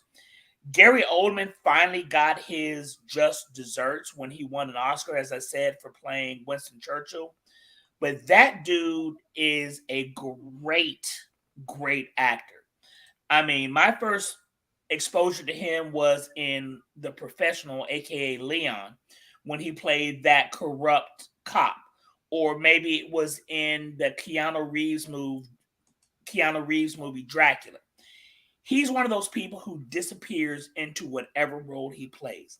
Gary Oldman is one of the best actors of his generation, without question. Check out my man Jeffrey Wright. Oh wait. I think I can speak for all of us. Incredibly informative of what I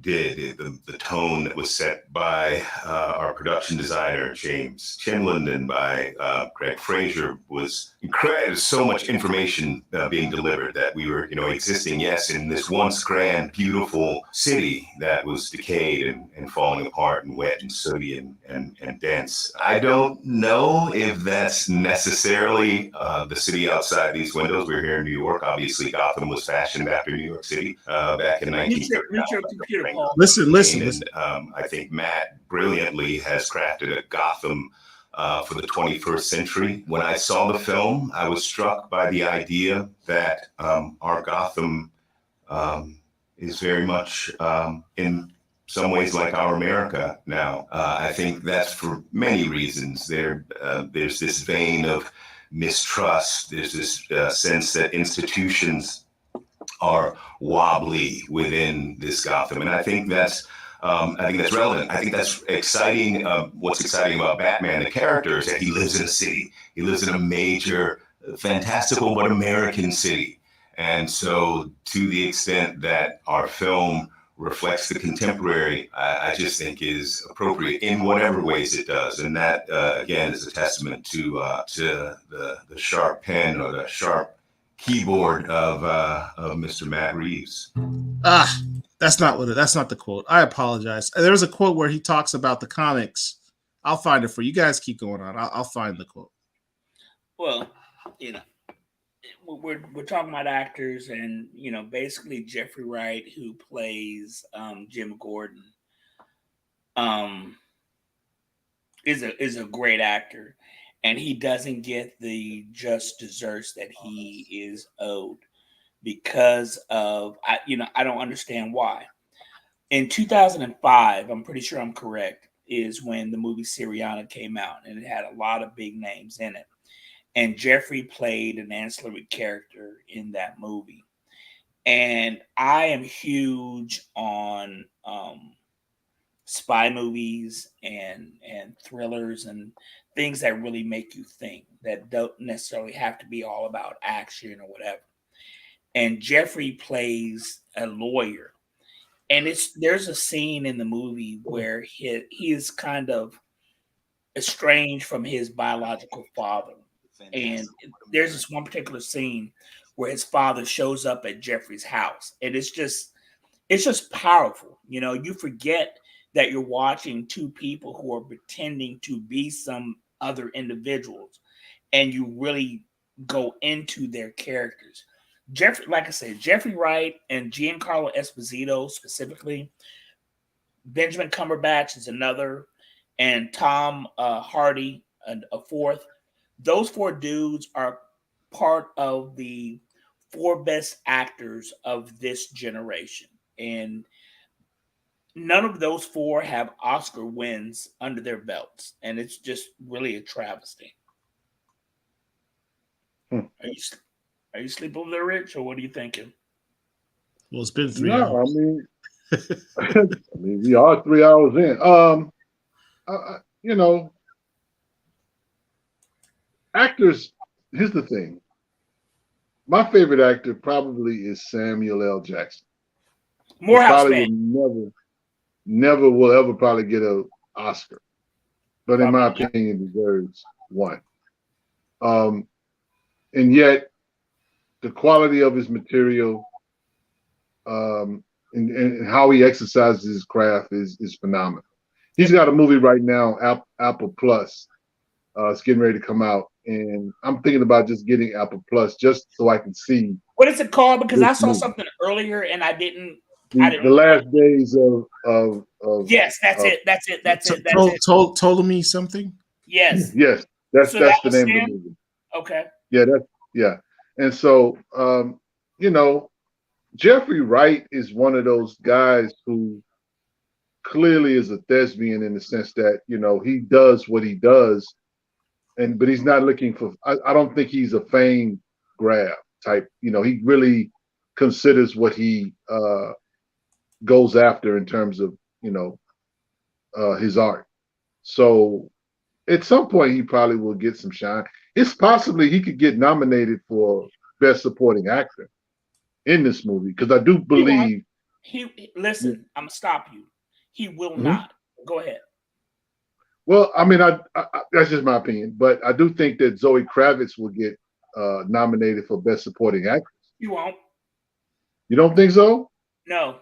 No. Because Now, understand, hold on, watch this, okay? The Oscars for this is 2022.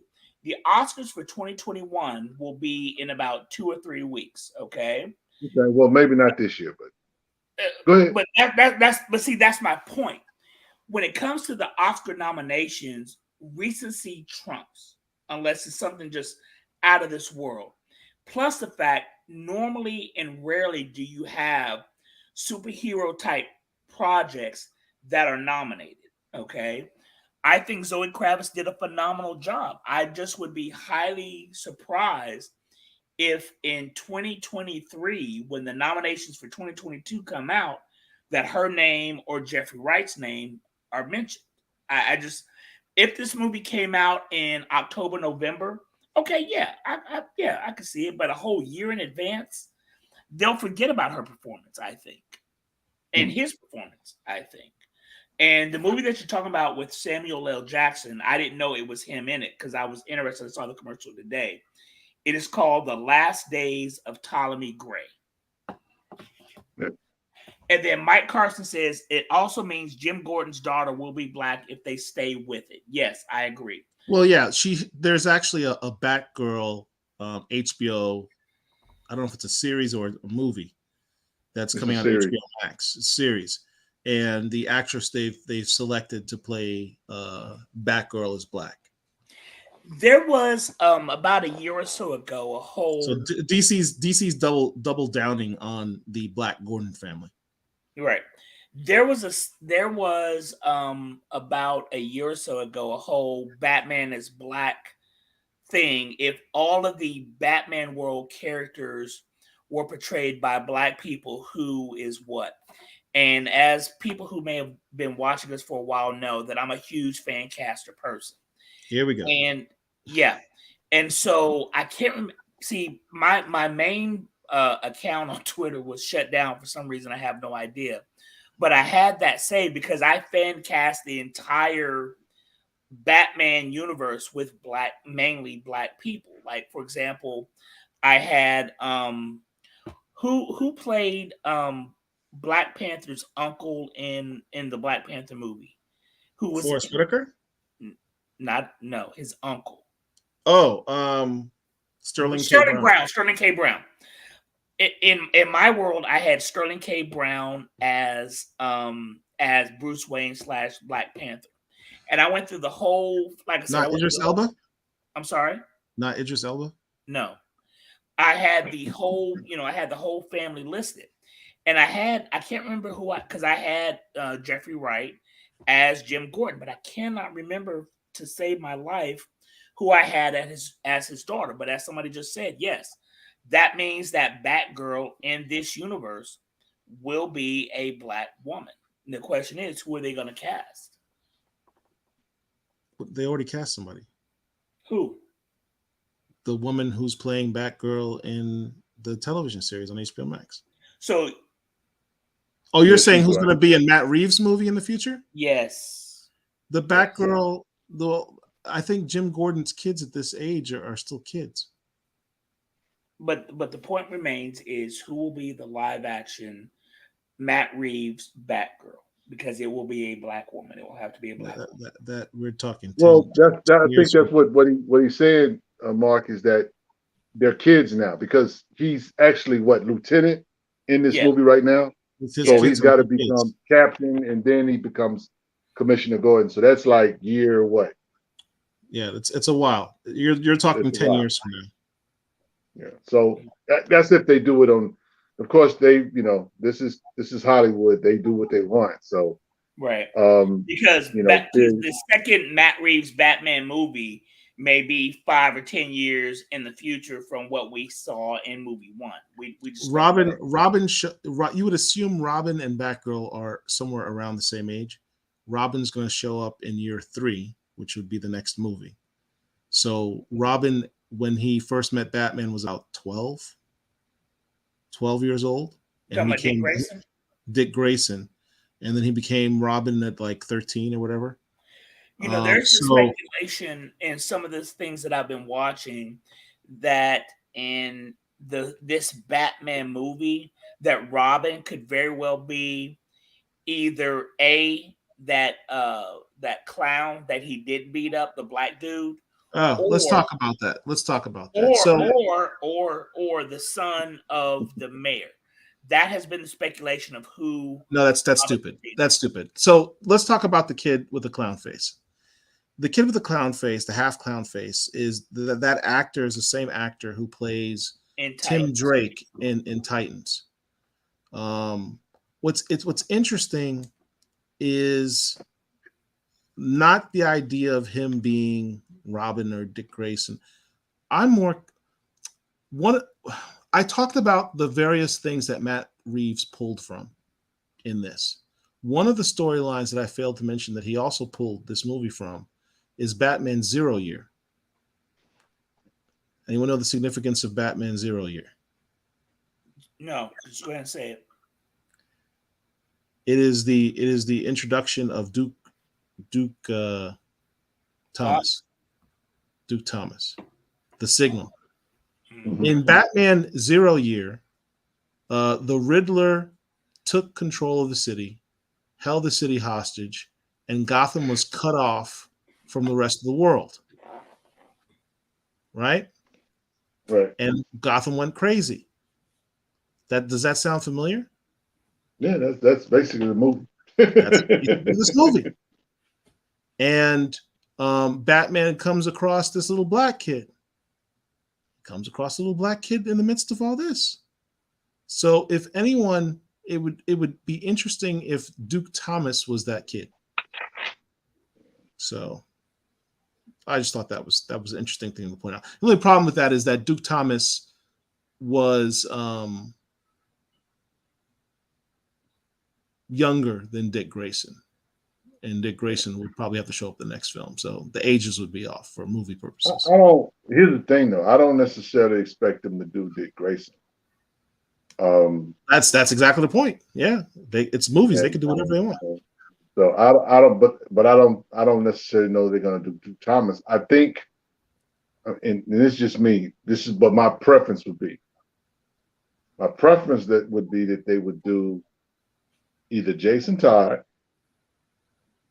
give us the Red Hood, or maybe Damian.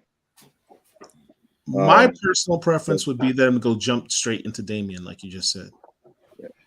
Yeah. And but that would be like years down the road, you know, but I would love to see them do a live action with Damian. I think that, you know, that's a phenomenal character. The Robin book, I just recently dropped it. But Why? that Robin book Why? That book is phenomenal. It is. I stopped collecting it because I had too much other stuff and I was just trying to trim fat on my puller. And so, but that book from 1 to like maybe 8 or 9 is incredible. Shout out to Joshua Williamson. But I mean, you know, he's I think a viable character that they could really do some stuff. Because again,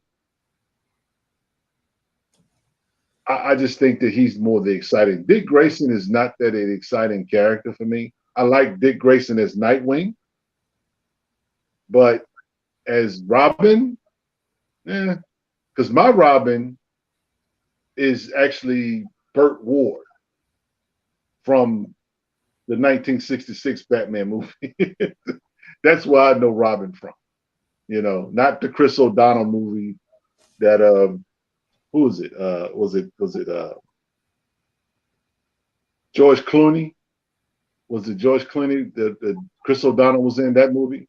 Yes. No, that was Val Kilmer was the first one, Val Kilmer. Okay. and then he did George Clooney. Bruce Merrill said they will do Todd easy writing with tons of history. And see, that's kind of where I'm going with it. Shout out to Bruce. I just think Jason Todd is when you think about let's talk about Jason Todd for a second. Mark, do you read any Red Hood stuff? No. Or have you read any Red Hood stuff? No. I'm gonna be honest with you. My first introduction to the Red Hood was the animated movie Batman Under the Red Hood, and that movie was phenomenal. That was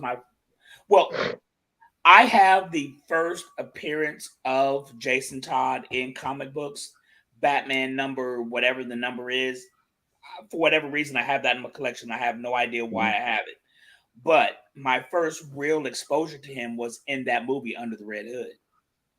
The animated movie Under the Red Hood. I gotta say, there's only one Future State book that's running currently right now, and it's basically a Jason Todd book. It's Future State Gotham, and it is amazing. That's the Bat. Here's the thing: the Bat universe is incredible. When you think about it, you got Future State Gotham. You got about 10 Batman titles. Yeah. You got a Robin book. You got a Robin's book. Batgirls.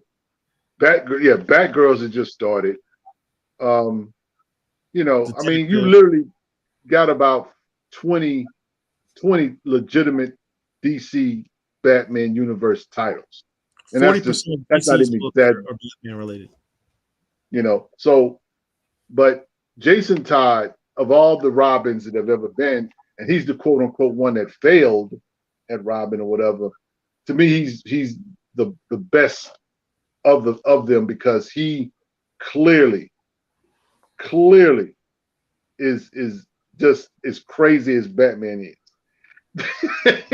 Have you now, Mark? I want to ask you: have you read the three Jokers? No. Oh, bruh. Do yourself a favor and go find the three Jokers.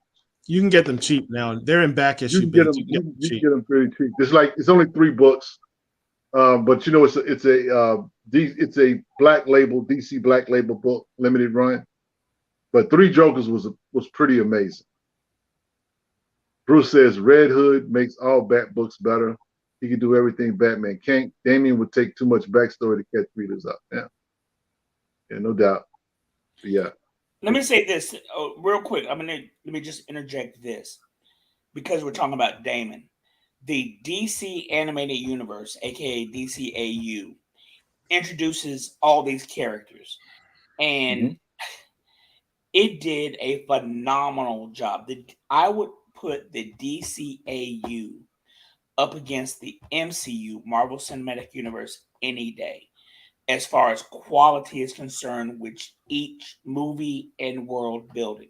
Well, you know why that is. Because you have Batman and Son, which I think is where we first are introduced to Damon, who is the daughter of who is the son of Batman and Talia al Ghul. But you see the character of Damon develop and grow. It's just the DCAU was just phenomenal. But anyway, go ahead, Rich. First of all, you're right. His name is Damian, not Damon. Yeah, which is funny because the reason those animated books are good, those animated shows are good, is because they stick to the comic books. They literally just take the comic and put it on the screen. But